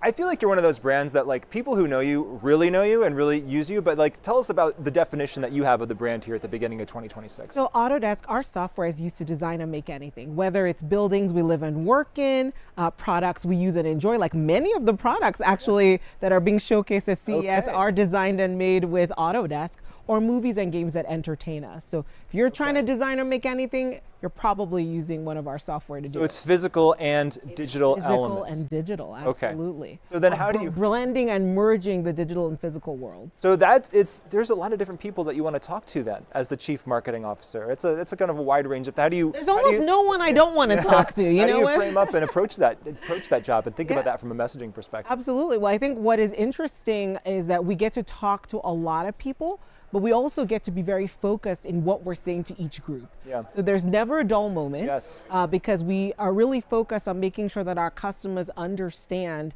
how our software can help them solve some of the toughest problems in the world, right? Whether it's around sustainability, resiliency, improving productivity, addressing supply chain issues, making the latest blockbuster, you name it, our software is there to help. So it's fun for us to be able to talk about things in a broader context, but also be really focused on the specific needs of our customers. So what's your message here at the beginning of 2026 at CES? Our message is honestly, if you're trying to design and make anything, we're here to help you. And specifically people that are focused around consumer products. One of our software, Autodesk Fusion, which is actually our design and manufacturing industry cloud, is being showcased here. And it's been exciting. Actually was on the floor with some of our customers and prospects who were excited to see, practically speaking, how AI can go from this sort of digital world into the physical world. And a lot of customers are using Autodesk Fusion and our AI software to help make the next best consumer products. So then tell me how AI shows up here. There's so many different ways to define AI and so many different ways to frame it up, but tell me about how that shows up in the work that you're doing. Yeah, so essentially the Autodesk AI helps with three main things, right? It helps with augmenting human creativity. So humans are still our designers, engineers, creators. They're very much in the driver's seat, but AI helps them so that they can focus on the more creative, strategic aspects of the job. Also, you're sitting on a mountain of data. So AI helps with analyzing that data to help make smarter decisions and also make smarter decisions earlier in the process. So their innovation doesn't happen in isolation, but it happens across the entire life cycle. And AI also helps, it helps our customers with automating those redundant tasks, right? Those repetitive tasks, so that they can really spend the time focusing on making even better products for their customers. And when it comes to looking at that mountain of data that you mentioned, can your system be relatively proactive? Like, hey, earlier in the process, you might want to think about this because of that. Absolutely, it's more proactive, it's signaling early, and it's also helping to ensure that that work is not happening only in one aspect, but it's happening across everything, all the way from ideation to operations. Yeah, and do you define that as agentic, or do you use the term agentic in how you talk about the AI that you do? Yeah, absolutely. So we definitely have there's AI agents that are part of our platform solution offering. And I think what we're going to see increasingly is teams are made up of not just humans, but also the AI agents on the teams that are helping to, especially with some of those repetitive tasks, so that the humans are focused on the more strategic aspects of the work. Really curious about how generative AI comes in on the visual side of what you're doing. So if I'm thinking about software to design physical products, which is part of what you're talking about, I'm imagining visualizations, right? 2D, 3D visualizations. And I think many people will be familiar with going onto an LLM and creating like a goofy photo or video that doesn't look quite right, but it doesn't matter because I'm just sending it to my buddies and who cares. But when you're talking about putting something into the physical world, how do you incorporate generative AI into that process where hallucination or otherwise just kind of funny mistake is actually a serious issue? Yeah, I think this is one of the things that, I think Autodesk does really, really well, is that precision is so important. And so when we think about how our customers are utilizing generative AI in this aspect, it's helping take, whatever prompt you're putting in, but it's not just acting on the prompt in isolation. Yeah. Right? There's really the space for human intervention to make sure that whatever is being produced is truly precise, because you can't make mistakes in the real world, right? In the physical world. So actually our AI allows you to try things out and test things out in the digital world so that you get it right in the real world. As a marketer, as we said, you have a challenge and an opportunity to talk to so many different people. How do you see consumer attention patterns right now evolving and changing as we head into the next year?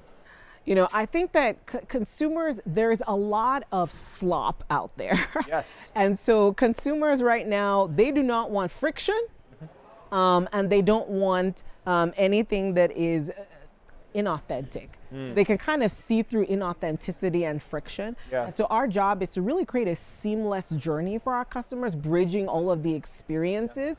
So removing as much friction as possible, and then being as authentic as possible. Just keeping it real, keeping it simple. And authenticity allows you to surface up. Because I like to say AI is raising the floor, but it's actually human ingenuity that's going to raise the ceiling. So if you're just doing what everyone else is doing and just putting out undifferentiated work in the market, you're not necessarily going to get more attention. More isn't always more. Sometimes less is more.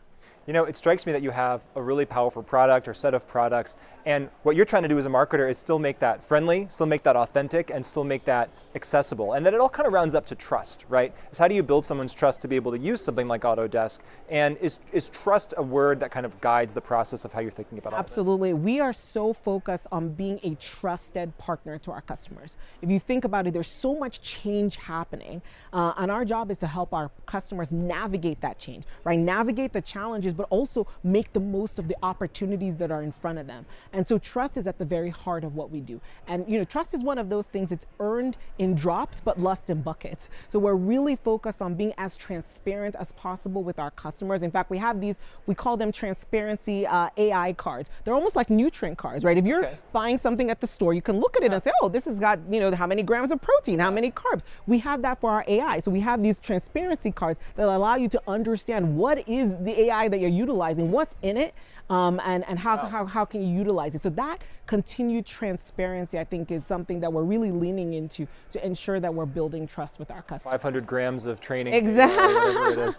So I want to ask you about sustainability, which is always an important topic here at CES. Are there, I mean, it's interesting, probably, because you can probably look at the different things that people are using Autodesk to do and see maybe different trends in the sustainability space when it comes to technology. What are the trends that you're seeing there? So I think one of the biggest trends, and we're seeing this across our customers, but even as I've been walking the floor, talking with so many people here at CES, there is an increasing desire for customers to understand how is something designed and made? And is this being designed and made in a way that makes the world a better place? That is something that customers deeply care about. I think there was an era where people just cared about what's being made and how cheap is it. Yeah. But now people actually want to know, how is it being made? How is it being designed? That interest is so deep. And so that's something that's really important to us. It's not just about designing and making things, but we feel a deep sense of responsibility. If things are going to be designed and made, how can we help our customers design and make it in a way that is better for the world? And it's so interesting there, not only from a transparency perspective, but from your perspective, what a cool story that you can tell, right? If people care about how something is made and they care about process, then you can maybe do stories about how things are created in Autodesk, which I assume has a very large visual component, which is interesting then too. That's a lot of what we do day in, day out, right? It's telling the story of the process, which again, not only helps us, but it's helping our customers. So that storytelling allows us to explain what Autodesk is, but most importantly, puts our customers at the center of it all. When I was a kid, it was Sesame Street and like how do crayons get made, and now we can actually see the futuristic version of that. Does any of what you're doing feel like science fiction to you or to the customers that you have? Yes, you know, it was interesting. I think that this idea of going from, you know, text, an image, a drawing, to a functional 3D geometry, that feels like science fiction, right? Because I think it's one thing to say, oh, I'm going to put something in and get, you know, an image that doesn't really look like me. It's another thing to say, I'm going to put in something into this generative AI and I'm going to get a functional 3D geometry that I can actually create in the physical world. So that feels very much like science fiction. I'm a big fan of sci-fi. In fact, my favorite book is Red Rising. Okay. And a lot of it, you know, when they always talk about all these advanced technology of how things get made. And I think a lot about, I'm like, wow, we're actually doing this in the real world. I've read that too. We can geek out over that later and like which colors of the society. Exactly. I know. Are you iron gold? Like, what's going on? Am I a purple, I guess, because I'm doing something creative? Or what are the interviewers in that society? I don't know. Dara Traceder, Autodesk. Our time has come to an end, but I really appreciate that you gave me your time here today in the C-Space studio. Thank you so much for having me. This has been a pleasure. And thank you so much for joining us here at CES 2026. We're going to take a short break in a minute, but after that, we're going to be talking to Xperi, AARP, and Havas CX. You don't want to miss it, and you don't have to. Just stay right here with me, James Kotecki, C-Space Studios, CES 2026. See you soon.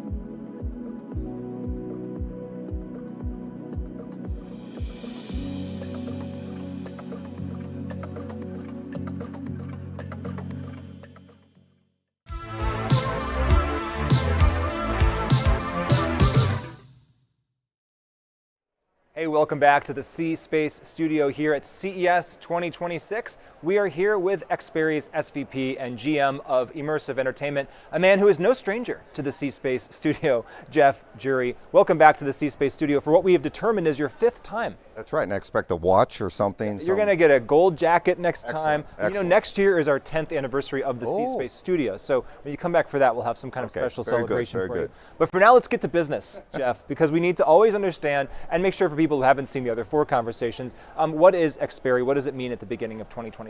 Sure, so we're an entertainment technology company. So we have 1 foot in the content space and 1 foot in the technology space. And we bring that together to create immersive entertainment experiences in the home and in the car. Yeah. So give me some examples of what that means. So we have like the TiVo capability, which is a content aggregation service that allows you to more effectively get the content you want when you want it, in a video service and in an audio service. Yeah. We have immersive sound improvement capabilities. We have digital radio. We have a lot of technologies that when you're trying to enjoy something, we can make it with both metadata and with an experience, a much more dramatic participatory event. So we know you love CES. What brings you specifically to CES 2026? What's your message? What's your goal here? I really want to talk about how to seamlessly bring that entertainment together. Okay. In my case, a car, typically. Yeah. And today, there's a lot of content you can get in the car, but it's very fragmented. And how do you bring that together in a way that creates an experience that people say, hey, this is great, it's seamless, I don't have to worry about where this all comes from, and I can just enjoy it. Okay, so how do you bring that together in a way that's seamless? So that's where we bring in the technologies like I just mentioned, TiVo, our AutoStage DTS products, bring them all into the vehicle and allow the consumer to experience it all in a way that just like they are in their living room. Yeah. And so the living room is an interesting analogy because in the living room I don't have to drive. Are you thinking about a self-driving future? Are you thinking about the passengers, or is this also for people that are driving a car, even manually? Yeah, it's a great question. It's both. It's definitely for the passengers, and if you come to our booth, you'll actually see a Mercedes-Benz. They launched our service this year. We have a car there, and the screen is the entire front of the dash. Mm-hmm. The passenger can be doing one thing while the driver is doing something else. Yeah, and so I think that's the future of where this is going. And so whether it's the driver or the passenger or anyone in the rear seat, you can have different entertainment experiences in the vehicle. And I guess you can imagine vehicles being designed in such a way that future-proofs it too, right? So it's like for now, if someone needs to, or maybe even in the future if it is mostly autonomous, but occasionally somebody wants to drive, the screen looks one way, maybe with maybe all the controls that you might need for driving a car, and then if you just want to sit back in the driver's seat, let the car drive you, you could be entertained. That's right. And autonomy is going to come over time, but it's going to take some time. Yeah. Right? So what we view this as a long progression, and as each step of autonomy hits the market, the amount of immersive experience you can have from an entertainment grows with it. And just to be clear, are you doing the screen, or are you working with your partners in automotive to kind of be on the screens that they have, the hardware? We're not in the hardware business. Okay. We're in the software business, or more appropriately, say the networking cloud-based service business. Yeah. And then we're using whatever the car company has adopted as their solution from a hardware perspective. So it sounds like you're showcasing something cool here at CES, but then what are you learning from walking around and looking at what other automotive folks are doing? Because a lot of people at CES are showcasing things that maybe aren't here right now, but are the relatively near future, and that must give you some ideas for where this is going. Yes, and clearly the autonomy is one of it. And we were just driving over here, there were some autonomous vehicles on the roads, like taxi services. Yep, we've seen those around. So clearly that is where things are going. But while they're going there, there's this great opportunity for the consumer to just get a more immersive experience as the autonomy improves, but we're not at a full autonomy state. I can't believe we've gone almost 5 minutes without saying the phrase AI here at CES. I was holding off to not say it. You're holding out, but let's get into it. So tell me about how AI is impacting your work in your business right now. And how do you frame that up? Sure. I think from the perspective of how we use it internally, there's a lot of great applications of how we can use it for certifying products, and how we can use it for coding, and how we can use it to take things that are very repetitive and improve them and do them in a way without having a large staff around it. I think from the end product perspective, what we're looking at is how the car will adopt AI. And if you can envision this, you get in the car, you may want to make the car may recommend to you what you should do based on what you did the last two or three experiences. So I think AI shifts the car from something where you are telling it what to do when you get in the car, and more of an exception role where it's going to say, this is what you did the last several times you're in the car, we're going to do it this time, and then you'd have to say, well, no, I want to do something different. Yeah, and I imagine that could also be based on time of day. Absolutely. Or the car obviously knows where it is, so if you're coming back from the grocery store versus your kid's soccer game versus other places, maybe you want different music or whatever like that. Yeah, that's the example I always use, which you may listen to a certain amount of content driving somewhere, and you may want to do something different on the way back, or you may always stop at a certain favorite restaurant or fast food place. Yeah. The car would know that, the AI would have a version of that then you'd be managing it from exception, saying I don't want to do that today, versus I have to tell it exactly what I want to do each time. And how does voice play into all this? What's the latest with voice? And have we kind of reached a point where we're kind of there as far as the ability to control all this with our voices, or is there more to go? I think we're sort of there, but there's always the opportunity to improve it. Where we work on that is with our metadata. So we try to create a much more contextual set of information so that when you ask to do something, it's clear, the voice technology has to figure out what you mean, but then the car has to interpret that and take some action. And that interpretation is very dependent on the quality of the data behind the request. Mm-hmm. I see. And so how much data do you have? Tell me a bit about the data that you're able to use and you're sitting on and that you're able to pull into these kind of decisions. Well, we use a lot of the information related to, let's say, content. If it's music or if it's video, we have all the metadata about the song or the movie, where it was produced, where it was filmed. All this little bit of information, because you may not ask for it by song title or the name of the movie. You may ask for it by some phrase or some reference point from that movie. So all even that, a feeling that or a feeling about it, and all of that plays into this need to take that information, interpret it from the voice recognition, and then bring up recommendations to you. We always like talking to you about podcasting and audio streaming. How are listening habits evolving? Where are we now, and where does that signal about where we're going?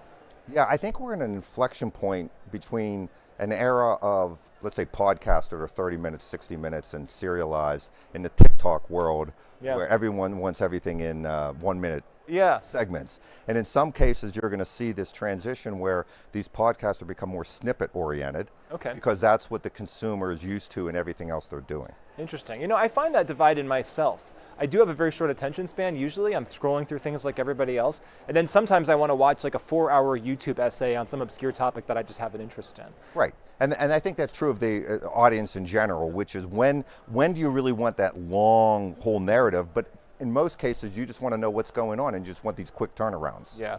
And so when you think about brands and how they're going to reach consumers in these vehicles, what are you talking about there, and what are you thinking about for how brands will be involved in that experience?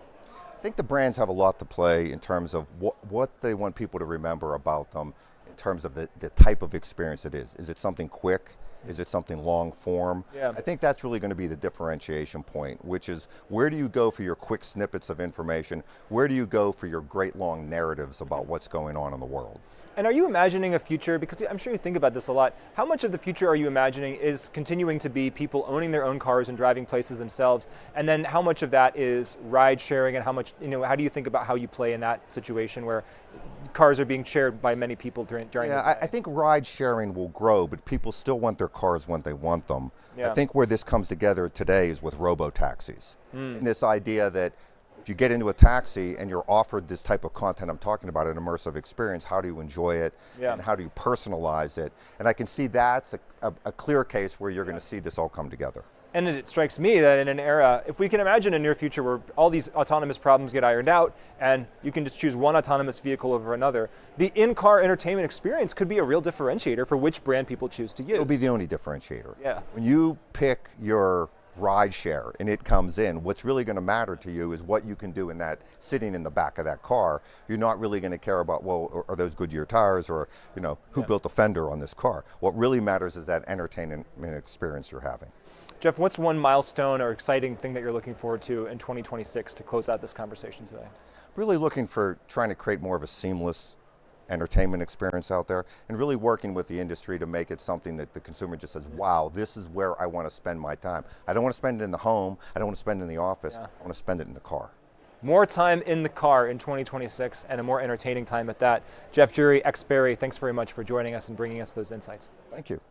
And thank you so much for joining us. This is the C Space Studio. I'm James Kotecki. We're at CES 2026, and more conversations are just ahead. Don't go anywhere. Just going to take a short break. Be right back.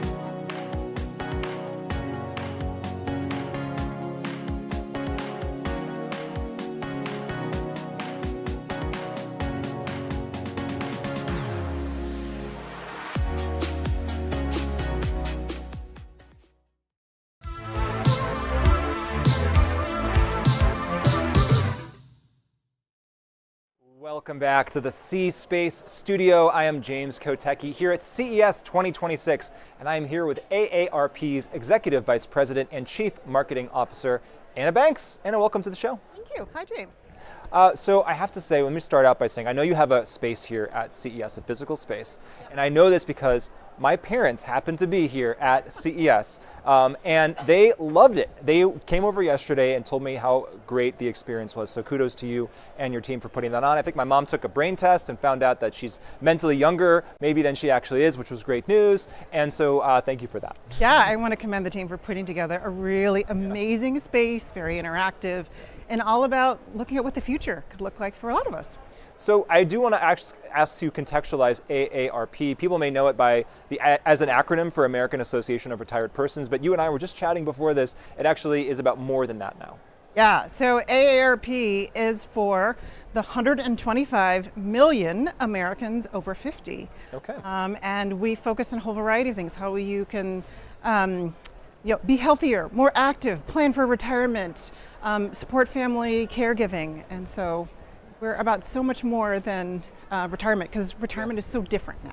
Right, what does it mean to retire? People may never want to retire, but all of us hope to eventually, or are now, over 50, right? It's one of those things that it's aspirational for everybody to want to be a part of, and we obviously all have relatives and family members that are over 50, if we're not over 50, so it affects us all. Yeah, I'm in that demographic, though. So tell us about your message here at CES. What brings you here? What brings your brand here today? Yeah, so CES is really important space for us, and so it's about following the money. So in the next 25 years, by 2030, the global consumer spending power is going to go from 36 trillion to 96 trillion. And so that's an incredible amount of money. Wow. So the companies that are able to get on the bandwagon and think about longevity and how to support longevity are going to be the ones who get the competitive edge. And I want to do a little bit of myth busting. People seem to think that folks over 50, they don't use technology. Actually, 73% of adults over 50 say technology is a critical piece in them helping them live better lives. But 60% of them feel like it's just not really built for them. And so that's why we're here at CES, right? We really want to encourage the 700 or so companies that we work with, the Age Tech Collaborative, who are, creating things for an audience that, really embraces technology, but, expects more than they're getting from it now. And why is technology not built for them? It seems like such a great opportunity for technology makers to be, as you say, following the money. Yeah, I think it's about spending more time connecting consumer insight and consumer need, and the ability to build things with the consumer in mind, and taking that extra effort to think about how our needs and perspectives going to change as we age. That is really one of the strengths of AARP, is bringing together innovators and consumers so we can really bring that perspective in. So you create environments where they can test their tools, they can get feedback about what works and what doesn't. Yeah. AARP has a platform around education to really help innovators understand what really works for the audience, because we want eventually it to be a place where technology is co-designed, right? Co-designed between the consumer audience and innovators to create something that's more useful and relevant for the people that it serves. And it seems like you're doing great work to advocate for more technology for this group of folks who are over 50. But even if you weren't doing that, the people who are very technologically fluent keep getting older, hopefully, right, and coming into that group, right? So even just naturally, if we think about 2030, folks who grew up with the internet are going to start to become in that cohort of people over 50, and a very important part of it, right? Yeah, let's talk about the longevity evolution. So in the next 5 years, there are going to be more people in the US who are over 65 than are under 18. Wow. And many more of us are going to be living to be over 100. My mother, she lived to be 96, so that's going to be more common. What does that mean? All of us are going to want more of those years. Yes. To be healthier, to be better, to be more connected, and that's really part of the reason why we're here at CES, right? To encourage the industry to get on the longevity bandwagon, right? To be really focused on development that can encourage those years to be better and create the solutions that are going to drive, better lifetimes for all of us. So your job as Chief Marketing Officer involves what? Are you reaching out to bring more people in your cohort into the organization and into, to become advocates for themselves and folks in their generation? Is that part of what you're doing, and are you reaching out to, I guess I should just say, define your role as Chief Marketing Officer of this organization. Yeah, so I am the keeper of the brand for AARP and all of the resources that help people take advantage of what AARP has to offer. So some of the run is the brand itself, how it shows up, but it's also all the resources that we create. So think about all the content, the rich content that AARP creates, whether it's AARP the magazine or the bulletin. I've seen it many Yes, times. It is the largest circulation magazine in the country. Oh. But we have a wealth of resources that AARP puts together, and so I help manage those content teams that are creating articles and videos and providing the research out there for people to get the most out of planning for retirement, how to figure out family caregiving, how to live healthier and more active lives. So all those resources are really a big part of being a chief marketing. Do you get to meet the celebrities on the cover sometimes? That must be so I actually don't always get to go to the shoots. Okay. However, just coming up this weekend, Movies for Grown-Ups, which is one of AARP's platforms. We have our awards show that we'll be going to, and so we'll get to meet a lot of the celebrities because we are all about making sure there's more visibility for the 50-plus audience, that there's more being created for them, and there's more 50-plus behind the scenes, more 50-plus actors, directors. Sure. And when you think about people who are 50-plus, it's obviously, as you said, a huge group of people. It's also an extremely diverse group of people in every way, right? Absolutely. So then how do you think about messaging, personalization, or specificity for reaching different folks within that cohort? Yeah, so let's talk about personalization for a second. So it is super important for us because I mentioned we're a resource that creates, hundreds of thousands of articles, research, videos, and we want to make sure people can find the thing that is right for them. Yeah. And so we leverage AI in order to understand the interests people have and then connect them up with the right content. And so in connecting with the right content, we want to make sure they're having a more relevant experience, right? That we're using data in a way that is transparent, so it creates an experience that's more helpful and not intrusive. And it also means it's why we spend a lot of time testing, learning, taking feedback, and optimizing the experience for anyone who interacts with any of our content and resources. I'm glad you mentioned AI. Everyone does in the C-Space studio, and it's critical that we have to all talk about it. I mean, how do you have information about you have thoughts about the way that folks over 50 think about AI and leverage and use AI in their daily lives? Yeah, I mean, let's talk about the use of technology overall, and then AI in particular. I mean, one of the things that we really want to encourage is brands to pay attention to the insights that are needed to really design for the 50-plus. And then for AI in particular, I mentioned the use of personalization, which is driven by AI, but we're getting into agentic AI. Yeah. And so that's changing rapidly the way people connect websites and users, and it used to be search engines, but soon it's going to move to agentic AI doing the acting and transacting and acting as an intermediary. Yeah. And we want to make sure that it's being designed in a way that actually serves the needs of people who are aging and who are 50-plus. So we really want to encourage the industry to pay attention to the needs of those folks and are designing in a way that's actually going to be helpful and useful for all of us. As we continue to age. And is there a specific example of what it would mean or what it does mean, a good example of something that is designed in a way that's helpful for that?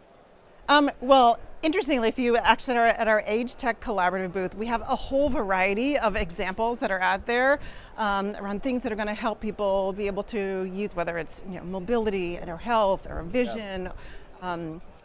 So there's so many. There's a lot. As we think about the year to come, 2026, and just the macro environment, the days that we are in, all the different technology convergences that we see here at CES, how do you think about the year ahead? What's your feeling about it? Yeah, I mean, we're really excited for the year ahead. In particular, I want to talk about AARP for a second. We really want to lean into being relevant for the audience 50-plus. Yeah. We're often still seen as just being for folks who are retired or folks who are aging, and we are indeed supporting the needs of people who are aging, and we want to be relevant for those folks who are still in a space where they're family caregivers, they're fighting age discrimination in the workplace. They're just starting to think about how Social Security may impact them and are planning for their futures and retirement. And so all of those are things that ARP is leaning into and looking for ways that technology can actually support people in connecting with the right resources. I don't know if I'll ever really retire, but if I do, my plan was always to play a lot of video games. I think that's the way that I'm going to think about So there you go, you'll be using technology. I think technology is going to be a huge part of how I tackle my years after 50. There you go. So I'm excited that virtual reality. I'm excited to talk to you about that. Thank you for bringing us this very relevant conversation to us, Anna Banks, AARP. We really appreciate you. Thank you. Thanks so much for the time. And we appreciate you for joining us here in the C Space Studio. This is CES 2026. I'm James Kotecki. We will be right back after this.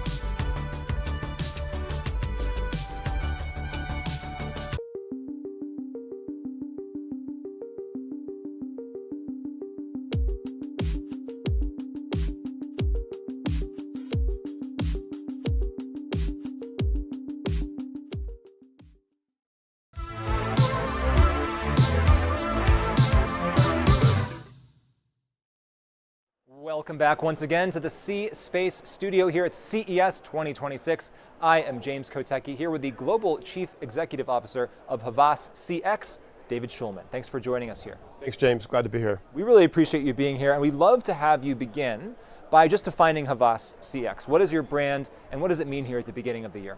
Sure. Havas CX is really the part of the agency world that looks not just at how brands communicate, but how they deliver the experiences they promise in their advertising. So we work hand in hand with our creative and media partners to make sure that what a brand is committed to is delivered in the way people experience it. Okay, so I'd love to hear an example of that. Tell me about how that works well. Yeah, well, I think the key here is that, and we have some recent research that we actually looked at globally. What is it that customers are experiencing when they engage with a brand? Yeah. And the gap between perhaps what they are expecting and what they're getting delivered. We've all had that, certainly. That's right. Yeah. And so we looked across 8 global markets and took a view across hundreds of different brands, different categories, and talked to tens of thousands of people. And not surprisingly, but importantly, we found that over 91% of people are identifying a pretty significant gap in what they are experiencing. Brands are communicating, they're advertising, and they're making promises and expectations. Yeah. It's our job to make sure that the way in which people engage with that brand delivers on those promises. So are there certain kinds of things or promises or offerings that the biggest gap exists in, or is this kind of across the board? It's universal, which gives me a chance to know that my job is secure, because there's a lot of work to be done. But yeah, it's universal across all categories and industries. Okay, so a brand comes to you and says, we want to make our customer experience, our CX better. How do you start to address that?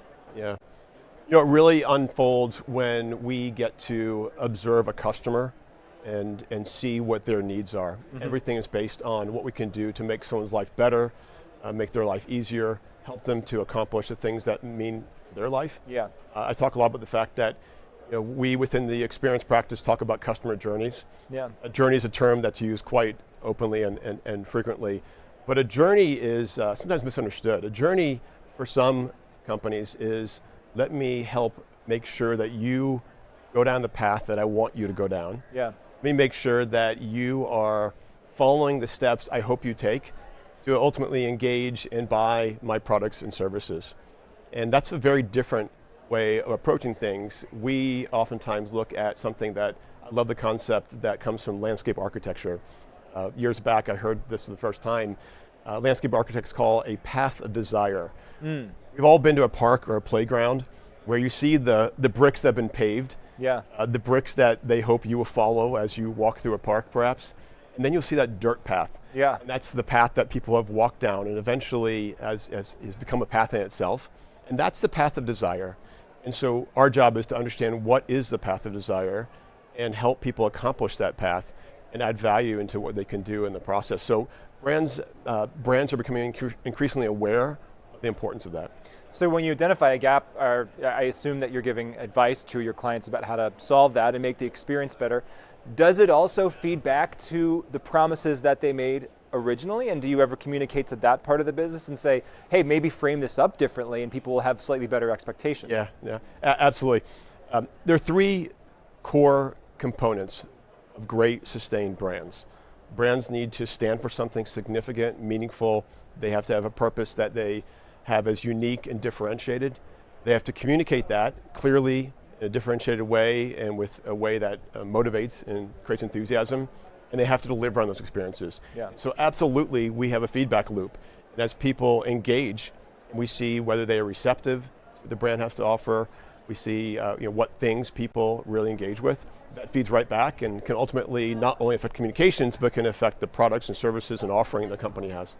So much of the customer experience today, and of course in the near future, is and will be mediated through AI, mediated through chat, mediated through agents. So how does that whole thing throw you for a loop or give you opportunities, I should say, in the work that you're doing now that it's no longer even driven by humans, a lot of this experience? Yeah.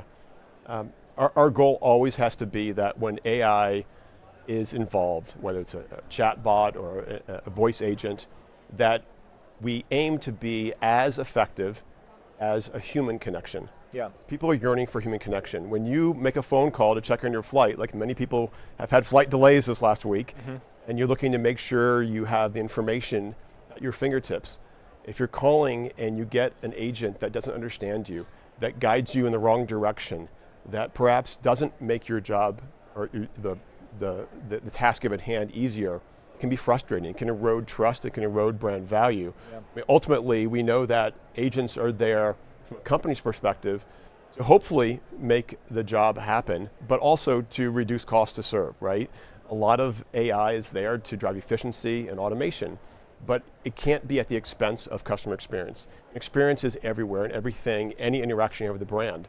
So all the energy that companies are putting into making sure they show up well, every engagement, especially when a human is not involved, has to make sure that they are aiming to be as effective as a human. And do you have a rule of thumb for like how much harder that is than people actually think, right? Because it's challenging. It's a lot harder.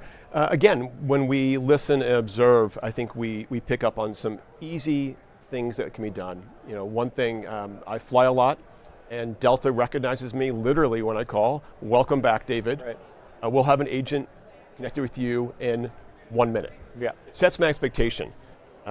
Yeah. Conversely, I had a recent interaction with a brand that I was trying to get through on a somewhat time-sensitive issue and got put on hold for about 45 minutes and got rerouted in many different directions, ultimately reaching live people that weren't the right people. So again, adds to frustration. So I think if we listen and observe, and we can really pick up a lot.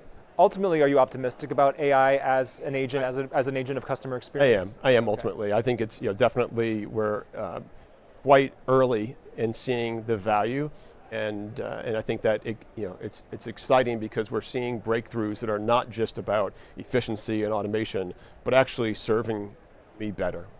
Another customer experience question we deal with a lot here in the C-Space studio is that of privacy versus personalization and the potential tension between those two things. Is that another gap that you see and other ways to address that? Yeah. We all know what it feels like when something is breaking our trust or breaking our comfort level. Yeah. And so brands are asking for more and more personal information from us. And they have a lot of information on us, and the exchange has to be of value. So that's the simple equation. Am I using your personal information, James, but in a way that adds value to you, not just makes my business better, but makes your business better, makes your life better. So I think that's the barometer that we have to all look at and make sure that that comes through. I'll give you a simple, kind of funny example, but a couple weeks back in my New York office, a few of us went out to lunch. Walking back, we were standing right at the street crossing in front of our office, and a Google Street View car went by. Mm-hmm. And a couple days later, one of the folks in the team set a screenshot around. If you look up our Tribeca office address, you'll see all of us standing in front of the office. Yeah. Now, clearly that's not a huge concern to me, but you can imagine scenarios where your privacy would be affected. So brands have a responsibility to think about our needs, not just their needs. Are you often brought into conversations after the promises have been made and after the gap has been identified? And would it be possible, and maybe better, to synthesize this and bring this into the conversation as these things are being developed in the first place? Is this really a conversation that should be had with marketing as opposed to like after the marketing has taken place? Yeah, absolutely. I mean, CX bridges across many different parts of our organization. There is the marketing side of the organization, there's the technology side of the organization, and more, there's the talent side of the organization, and we work with all those components at clients. Sometimes it's interesting to try to unlock who has responsibility for any one of these things, who has the authority to make decisions, who has the funding, but we have to work hand in hand, and our job is to make sure we bridge those pieces, to make sure that we are influencing marketing, product development, innovation, and all the things that can be driving experience. Thanks for making the world a little less frustrating and operate a little smoother. David Schulman, Havas CX, really appreciate your time today. Yeah, thank you, James. And thank you so much for joining us here in the C-Space studio. We have more guests coming up after this final break, so stay tuned for conversations with Brightline, Horizon Media, and Luminate Intelligence. I'm James Kotecki here at CES 2026 in the C-Space studio. We'll see you very soon.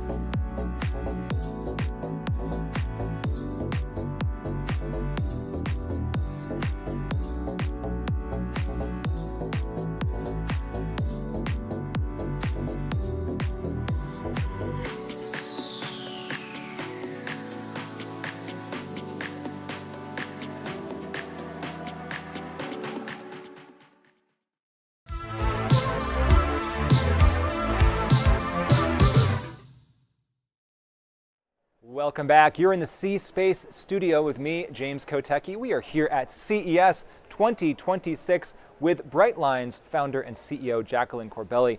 Welcome back to the C-Space studio. It's been a while, but I'm excited to chat with you. Great to be here. Thanks for having me back. Okay, so define for us what Brightline is and especially what it means here at the beginning of 2026. Okay, well, Brightline has been in the market in television advertising for a very long time, and these days has taken on a very prominent role in the streaming space. And what we do is we allow apps like Hulu and ESPN and Peacock and Disney and others to offer ad inventory that is interactive. Okay, so let's talk about what that means. Yeah, that's so cool. And so interactive can mean a lot of different things. So give us some examples of what that means. Can mean a lot of different things. It's everything from digging into the actual content you're watching, if it's sports and your favorite athletes, scores, stats, betting, lines and things like that, to trivia, to gaming, to shopping, and so on. So it's really a full gambit. And is this interactivity happening in ad breaks or during the content itself? How do you? Both now. Both now. It used to be that it was during the breaks, and now, especially with sports and gaming, it is right inside it, a seamless part of the content experience. And what can you tell us? What does your data show about how people are willing to engage and interact with this, and what it means when something is interactive? So it's amazing, really, because I think video advertising has been a huge thing since the internet took off, and so much money is spent on them, and I think it's sort of standard to see a so-called click-through rate of under 1%, and in fact, 0.1%, like a 0.01 something. And I have to say, our high-performing versions of that are in the 15% range. So it's definitely a great and natural environment now for viewers to be encountering and engaging with that type of experience. Yeah. And so what inspires you as you build out interactive ads? And I guess I'm asking with that question is what philosophically is guiding you? What's the kind of North Star as you think about this? Because there's probably a version of this that's pretty annoying to people, right? And you probably don't want to be doing that. Well, it's funny that you ask, because the whole reason we actually started the company was to help the viewer get out of this experience of being disrupted from their viewer experience, and also to just create a better one. And so our North Star has always been that. It's always been the viewer experience, how to create the ideal viewer experience, how to help lead advertisers toward it. And you asked the question about performance, and it sort of felt like, look, it's going to perform better. Your target consumers are going to appreciate it, and you should be doing more of it. And so that being our North Star. Every day it's about how do we feed the experiences that seem so natural and are really creating the best performance, and it continues to be our North Star. And I assume it takes different shapes on different devices, right? Because if I'm holding something in my hand, interactivity can mean something different than if I need to use a remote. Well, that's an interesting question also. I mean, we are TV centric, so we're in what we used to call TV first, which means that the experiences that we create are all living room, big screen, connected TV experiences. And we started there knowing that plenty of people were doing it on mobile phones and on tablets and laptops and desktops, but there wasn't enough focus on that TV viewer.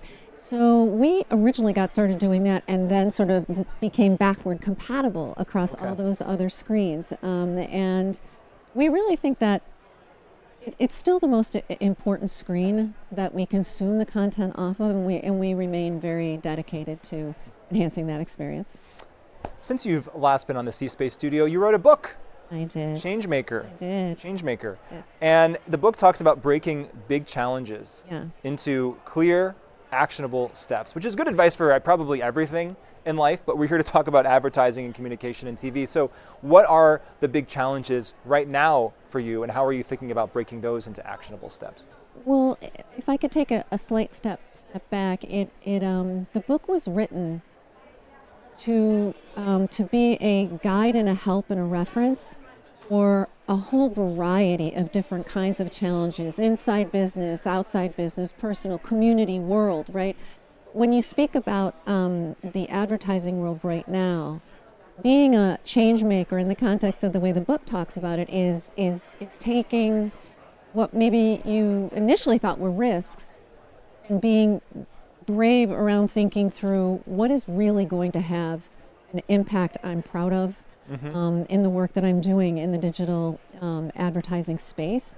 I spoke about our North Star. In fact, Brightline was built off that playbook. Yeah. So it was like sitting back and saying, wow, all these powerful technologies, it's really going to change the television experience. What can we do, right, to honor the viewer experience given all this potential?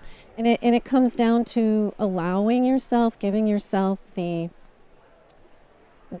freedom to take a step back and think about it with a sort of fresh viewpoint and come back into it with a model that is white space, as they say, that you can end up, it can end up being a win-win for the industry, for you as a business, and most of all, the consumer.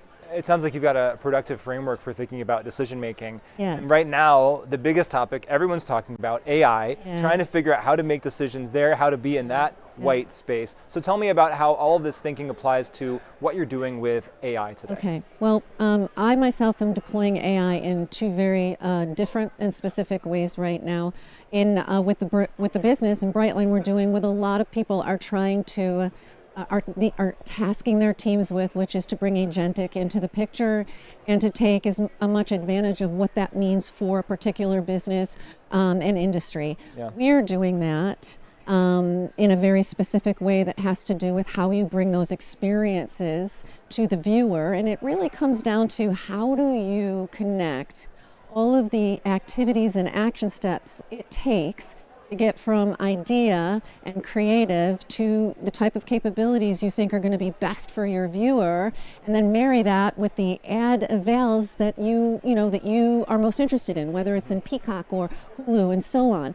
And so agentic for us is the means by which we make that an instantaneous decision point for you, where we're able to fuse all those different considerations into a single set of answers, and actually an instant example of what you might want to render on those screens. And then if you choose to, hit another button and do it. There is so much to chew on and digest there, but I don't want this conversation to end without talking about sustainability, because I know that's something that's really important as well to you. Absolutely. So when we talk about sustainability, what's the innovation or trend that you're looking at there, and how does that relate to the work that you do? Well, that's the second thing that I spend my time doing. I spend a lot of time doing, on Saturdays and after. Sure, yeah. Things like that. And AI is being specifically used in sustainability in a platform that I design for rebuilding supply chains. Oh. And we know that we need to fortify them. We saw with the pandemic just how delicate they can be, yes. And the problems and issues they can cause. And so the AI platform that was built is a very specific form of AI called reinforcement learning. And it is used specifically to solve for the challenges in any industry and any supply chain by unifying the actions being taken to address those challenges. Right now it's extremely fragmented, right? People are focused on what they need to do, but there's so much innovation out there. There's actually funding out there. There's duplicative activities going out there, redundancy and wasted capital. So what the platform does is it unifies it into a mass community, and we are able to collaborate across industries and supply chains and unify those actions. It sounds like you're able to use a lot of the thought process and work that you do with Brightline and that experience and do that for this. Is this another business that you're building, or what's the state of this platform? Business. It's called Sustain Chain. I designed it very similarly. It talks about in the playbook to Brightline, which is off a clean sheet of paper. And it's sort of, what are we really trying to accomplish here? We know what that looks like. okay, let's go build it. And Yeah. it's called Sustain Chain. We launched it in right after the pandemic. There's thousands of organizations on it now, and so it's really moving. Well, congratulations on your success in both of those. I love examples where, so AI, obviously, there's a lot of criticism and concern around the environmental and sustainability impact of AI, and it's cool to see examples where AI is being used for that kind of sustainable good. Yep. So Jacqueline Corbelli, founder and CEO of Brightline. Don't be a stranger. Come back and talk to us Thanks again. so much, James. Really My appreciate it. pleasure. And thank you so much for watching us here in the C-Space studio at CES 2026. I'm James Kotecki. More coming up after this short break.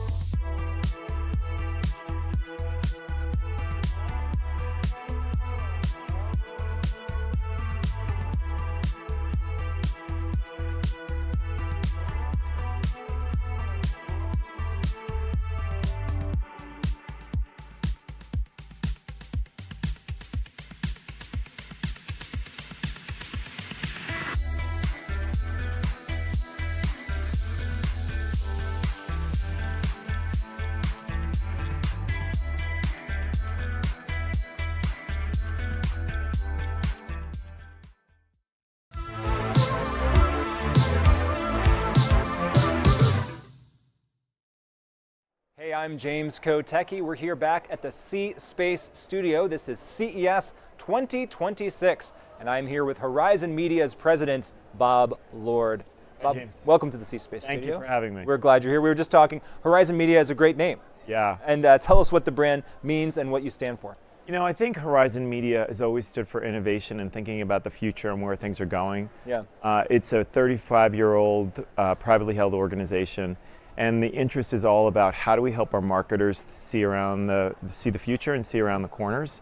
And I think evidence of what's happening in the world now and what's happening with consumer buying behavior and where we're going, how technology and data plays in that mix, Horizon is taking a leading edge and view on that. Well, you're in the right place. Not only are you at CES, which is all about the future, but you're at the C-Space Studio, which is exactly where we want to talk about seeing around the corner and looking at what the future holds for this industry. So thanks for being here. What's your message here at CES 2026? You know, I think the most interesting thing for me is the customer discovery process has already moved on.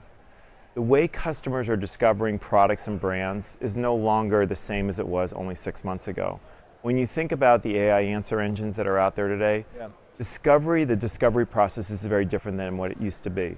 So the message that we have out to marketers is you need to partner with a company that's going to help you use technology in a way to get your brand in the conversation with that customer. And there are ways to do that now that are very different than they were about a year ago. So you just think about traditional search. Traditional search and finding an identity or finding a product is kind of like slow now, compared to you using a Perplexity or a ChatGPT or a Reddit answer engine, where you can actually find and discover opinions about a product, and you as a brand want to show up in that conversation authentically. Absolutely. And so is this like the big secret, the holy grail? This is the thing everybody's trying to figure out, is like, how do I show up in that conversation?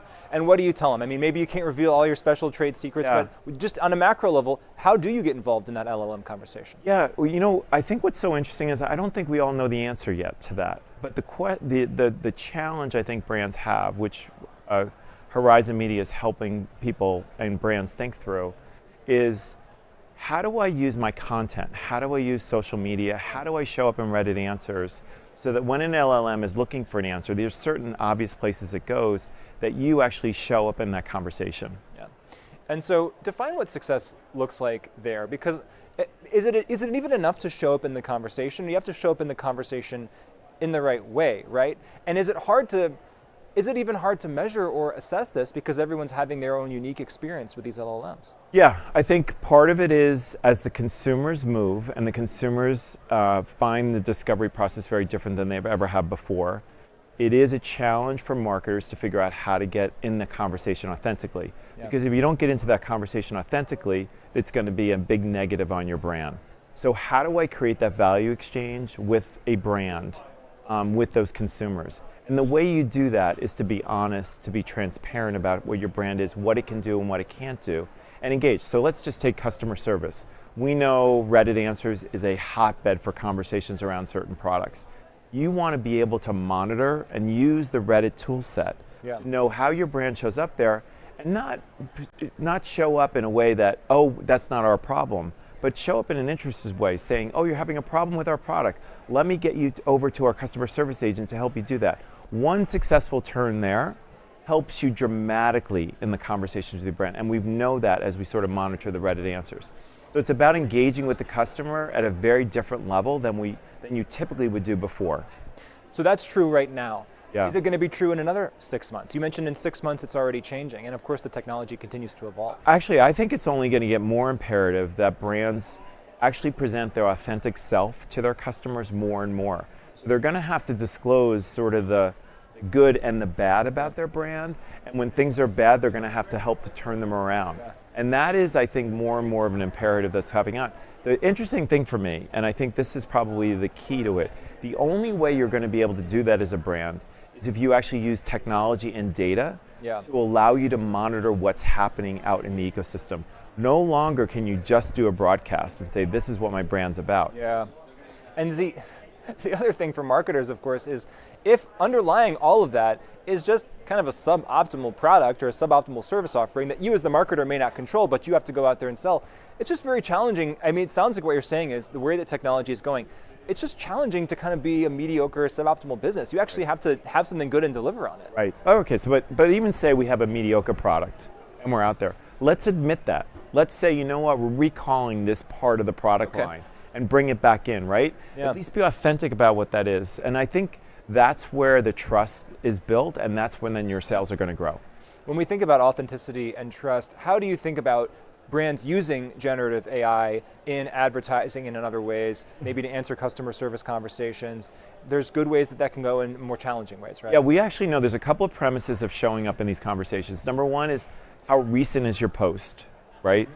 Also, whether or not you're actually using comments in a way that you're answering questions versus just posting content. So we're actually using AI machines to help us create data lakes that brands can use so that they will actually show up. So not just your website, because traditionally, your website tagging would show up in a search algorithm. That's not going to work with answer engines. So you have to have a data lake of content that will actually allow you to show up in these answer engines.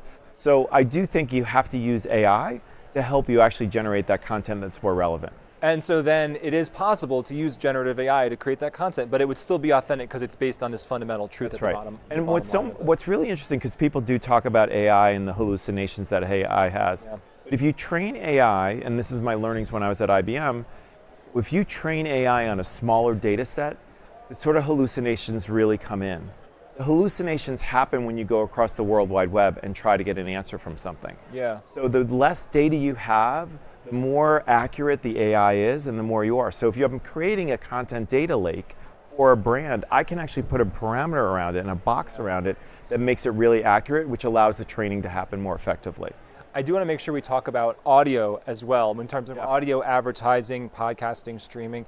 What do you see as the trends there? One of the things that we've talked about in the C-Space studio is the gap between audio advertising and audio consumption, and I'm curious what your thoughts are there. Well, look, I actually think the idea of podcast and audio are merging. Like, it is becoming one, right? If you actually look at the generations, a lot of people are just using podcasts and video, but it's really a podcast because people want to see the inflections of what's happening. So I think this merging of the video and the audio are coming together. The great news about that is you now start to get information about the audience that is actually consuming it, which will allow us then to actually put brand advertising dollars around that, because brands are very interested in getting at certain demographics. So I think the blending of this is actually going to be really interesting for that sector. Is there a trend, a technology trend or idea based on what we've just talked about, or maybe something beyond that's here at CES percolating, that you think other leaders should be obsessing about and thinking about as they plan for the future? Yeah, you know, I think as an industry, as a marketing and media industry, I think we've made the world really complex. Okay, because I think what we've done, whether it's the programmatic era, whether it's the ad tech world, the MarTech world, the data world, we basically made it really, really difficult for a marketer to do their job. So I think the trend, and what we will talk about in the next 6 to 9 months, is all about transparency and simplicity, right? How do I create a platform that I can do innovation on that I could trust? How do I get data sets where I know where the data came from so I get insight on my audiences? How do I know what my tech fees are and what I'm getting for those tech fees? We have basically obfuscated the world. And our culture of transparency at Horizon, that's what we're leading with. The second thing we're going to find is people have to embrace something called an open ecosystem. Now, you're from the technology world, you know that that's a basic thing, that open source technology basically developed Google from the ground up, right? Or IBM. Some of the biggest technology companies are based off of open source technology. That's because innovation happens in an open environment. We have to bring that open ecosystem concept to marketing, which allows us then to do marketing and innovate on these innovation cycles in cycles that we couldn't do before. So transparency and the open ecosystem. You know, you're not the first person to talk to me about simplicity here in the C-Space studio. It's definitely a trend that people are thinking about. It's confusing. It is so confusing out there. And if I were a marketer, it's like shame on the marketing industry for doing, I think, a disservice to helping a marketer get their job done. Yeah, so it should. Yeah, I guess I think now thinking about it, from the many years I've hosted the C-Space studio, I think I've had a version of this conversation. Like, if you went back 20 years and you said, is it going to be easier or harder to be a marketer? You might have thought it would be easier because technology is going to help you do all these things, and it just keeps getting more complicated. As we end here, just real quick, is there one question I should ask other leaders here in the C-Space studio?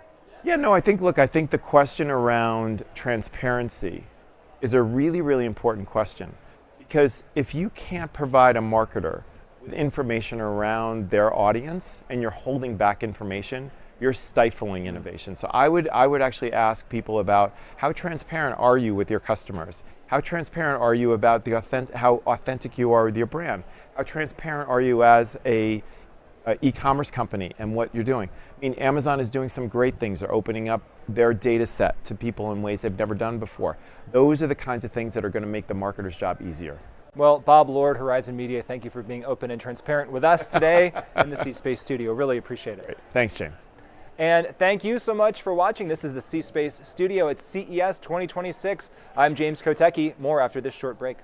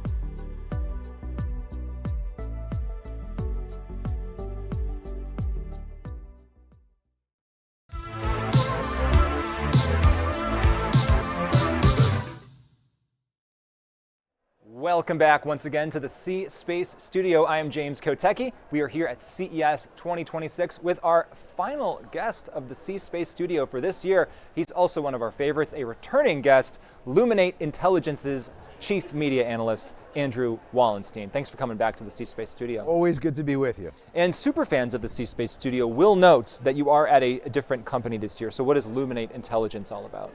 So Luminate is a company well known in the business of measuring media. Primarily we're known for the music business. We're the ones who power the Billboard charts, the data that goes into that. Yeah. But we've also, in recent years, really made some great strides into streaming, film, and television. So for instance, if you want to know how a particular show on Netflix is doing, we've got some data if Netflix isn't going to share it with you. And there's going to be all sorts of interesting expansions of what we're doing coming up. So you're a guy with data and insights about so many of the topics that we talk about here in the C Space Studio. So because you're a returning champion, I'm going to give you free reign with this first question. What's top of mind as you think about this year ahead, 2026? Oh my God, it's hard to single out any one thing, but obviously if you're here at CES, all things AI, I'd be foolish to say it's not dominating every conversation. And it's very reflective of even what's going on at Luminate, where not only is it helping us do what we do, but the businesses that we serve, we're helping them as they grapple with these issues too. And so the businesses that they serve are using AI, you're using AI, everyone's talking about AI, but what do you think it means as far as AI agents come into the picture? Because when people talk about agents, I have a sense that they mean different things when they use that term. Sure. Well, I'll tell you what the Luminate version of that is. So we have these platforms where people come on and they want our clients go onto a platform. They could search for how a show is doing and get the data back.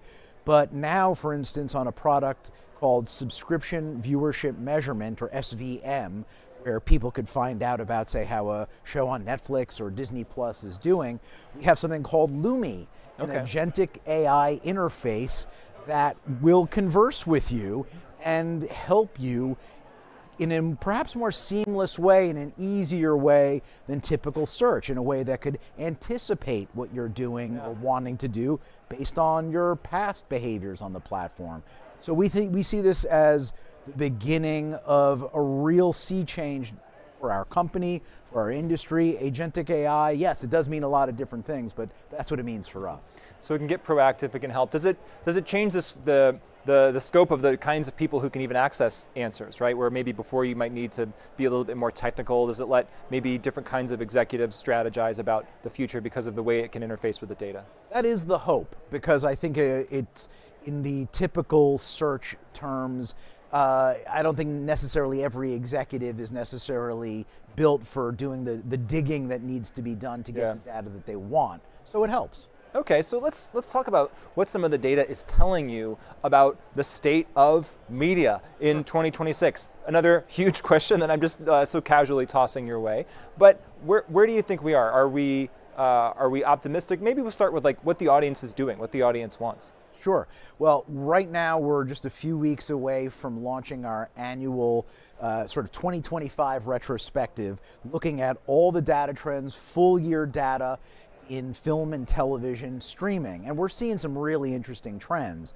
I'd say this is a year where we're seeing a newfound sense of parity sneaking into the streaming space. It always used to be, here's Netflix, and then there's everyone else. Mm-hmm. And we're starting to see more streaming services putting out more hit originals, and that these hit originals are doing better, scoring higher than ever before in terms of their reception with audiences. And so there's trends like that that we think speak to, I think it's not far to connect the dots from trends like that with a move like we're seeing Netflix make now, where they could be owning Warner Brothers soon. Mm-hmm. Oh, what's a motivation for needing that firepower to have HBO and Netflix in the same way? Maybe it's because you're facing a more competitive sector than ever before. And even beyond that, could we still expect additional consolidation and acquisitions in the years to come? I'd be surprised if we didn't, but I feel like I've probably said that each year that I've been here, right? Exactly. So I'm a little scared to continue how things are holding on. That. But I will continue to insist that the number of entries in the streaming space simply do not make sense. Yeah. There has to be a consolidation. Does your data say anything about the perception that consumers have around AI created content and the ways in which they are willing to consume that, unwilling to consume that, reject it, accept it, don't care? We're just beginning to understand that, and we're just beginning to understand it more on the music side, where I think in the music business, I do think AI created content is very much a now trend. Yes. I don't know if in premium film and television, in my estimation, we're going to see the kind of breakthroughs that we're already seeing in music, where you're seeing AI-centric content, and that means a lot of different things, frankly. Yeah. But that kind of music is already starting to chart. Yeah. I'd be surprised if we saw the same in film and TV anytime soon. This actually happened to me a few weeks ago. I started listening to a song, my brother-in-law recommended it, and it turned out to be AI created. And I actually just like that song. I kind of like it unironically, and I don't like it because of the novelty of like, oh, it's cool that AI created this, but it's like, no, I just like the song. And so it seems like we're getting to a really amazing place of quality there. I mean, do you have any sense of what that means for the industry? Are people really scared about that? Are people trying to embrace it? Yeah, I'm hearing a lot about that here at CES. I look at it in two different ways. I look at it as the industry reception and the audience reception. Yeah. From an industry perspective, I think it's, I don't want to say split down the middle, but largely split between people who are really embracing what AI is going to mean in terms of the production of content. And I think that's something that's going to take many years to play out. Yeah. And it's kind of hard to oversimplify that. And then I think when you're talking about the audience, Illuminate, we also have the capacity to survey consumers. And this is questions that we ask them all the time.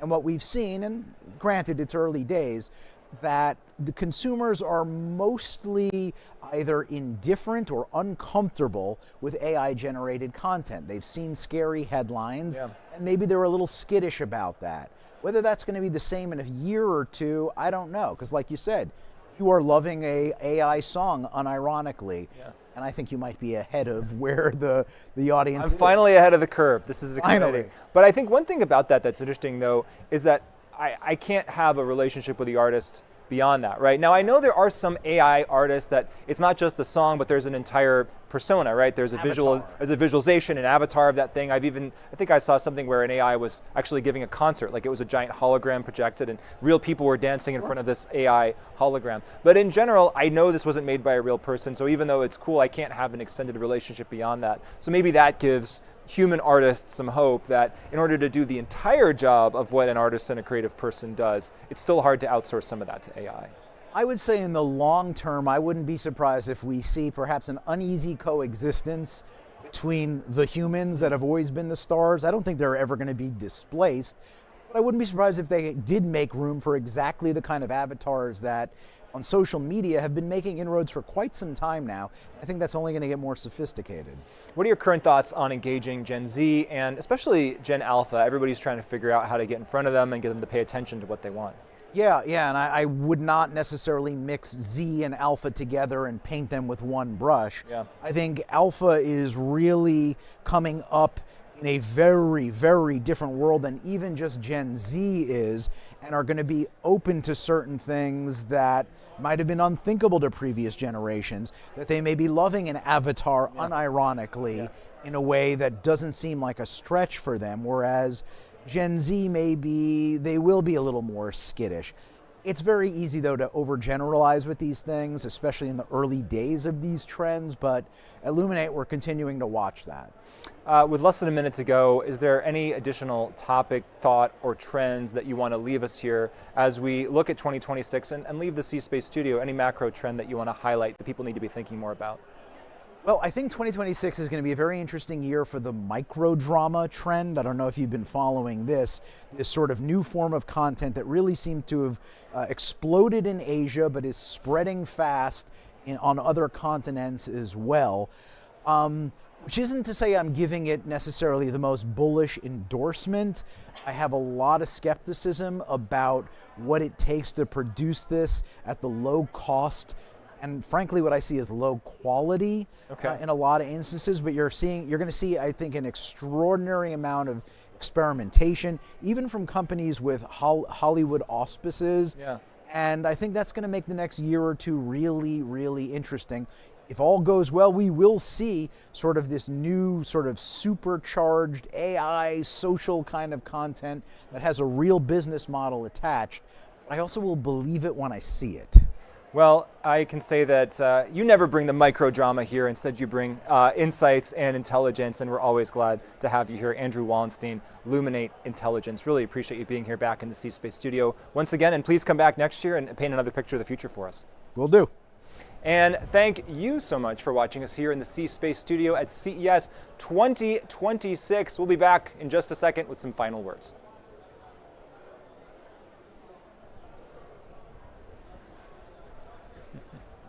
Hey, coming back to you live here at CES 2026. I am James Kotecki here in the C-Space studio, and boy, we have had a fantastic 2 days. We just wrapped up almost 50 interviews with over 50 leading minds on this very stage discussing the future of human connection, marketing, media, branding, advertising. It's all about human connection, and we covered it all, and it will all be available on demand at the CES YouTube channel and ces.tech.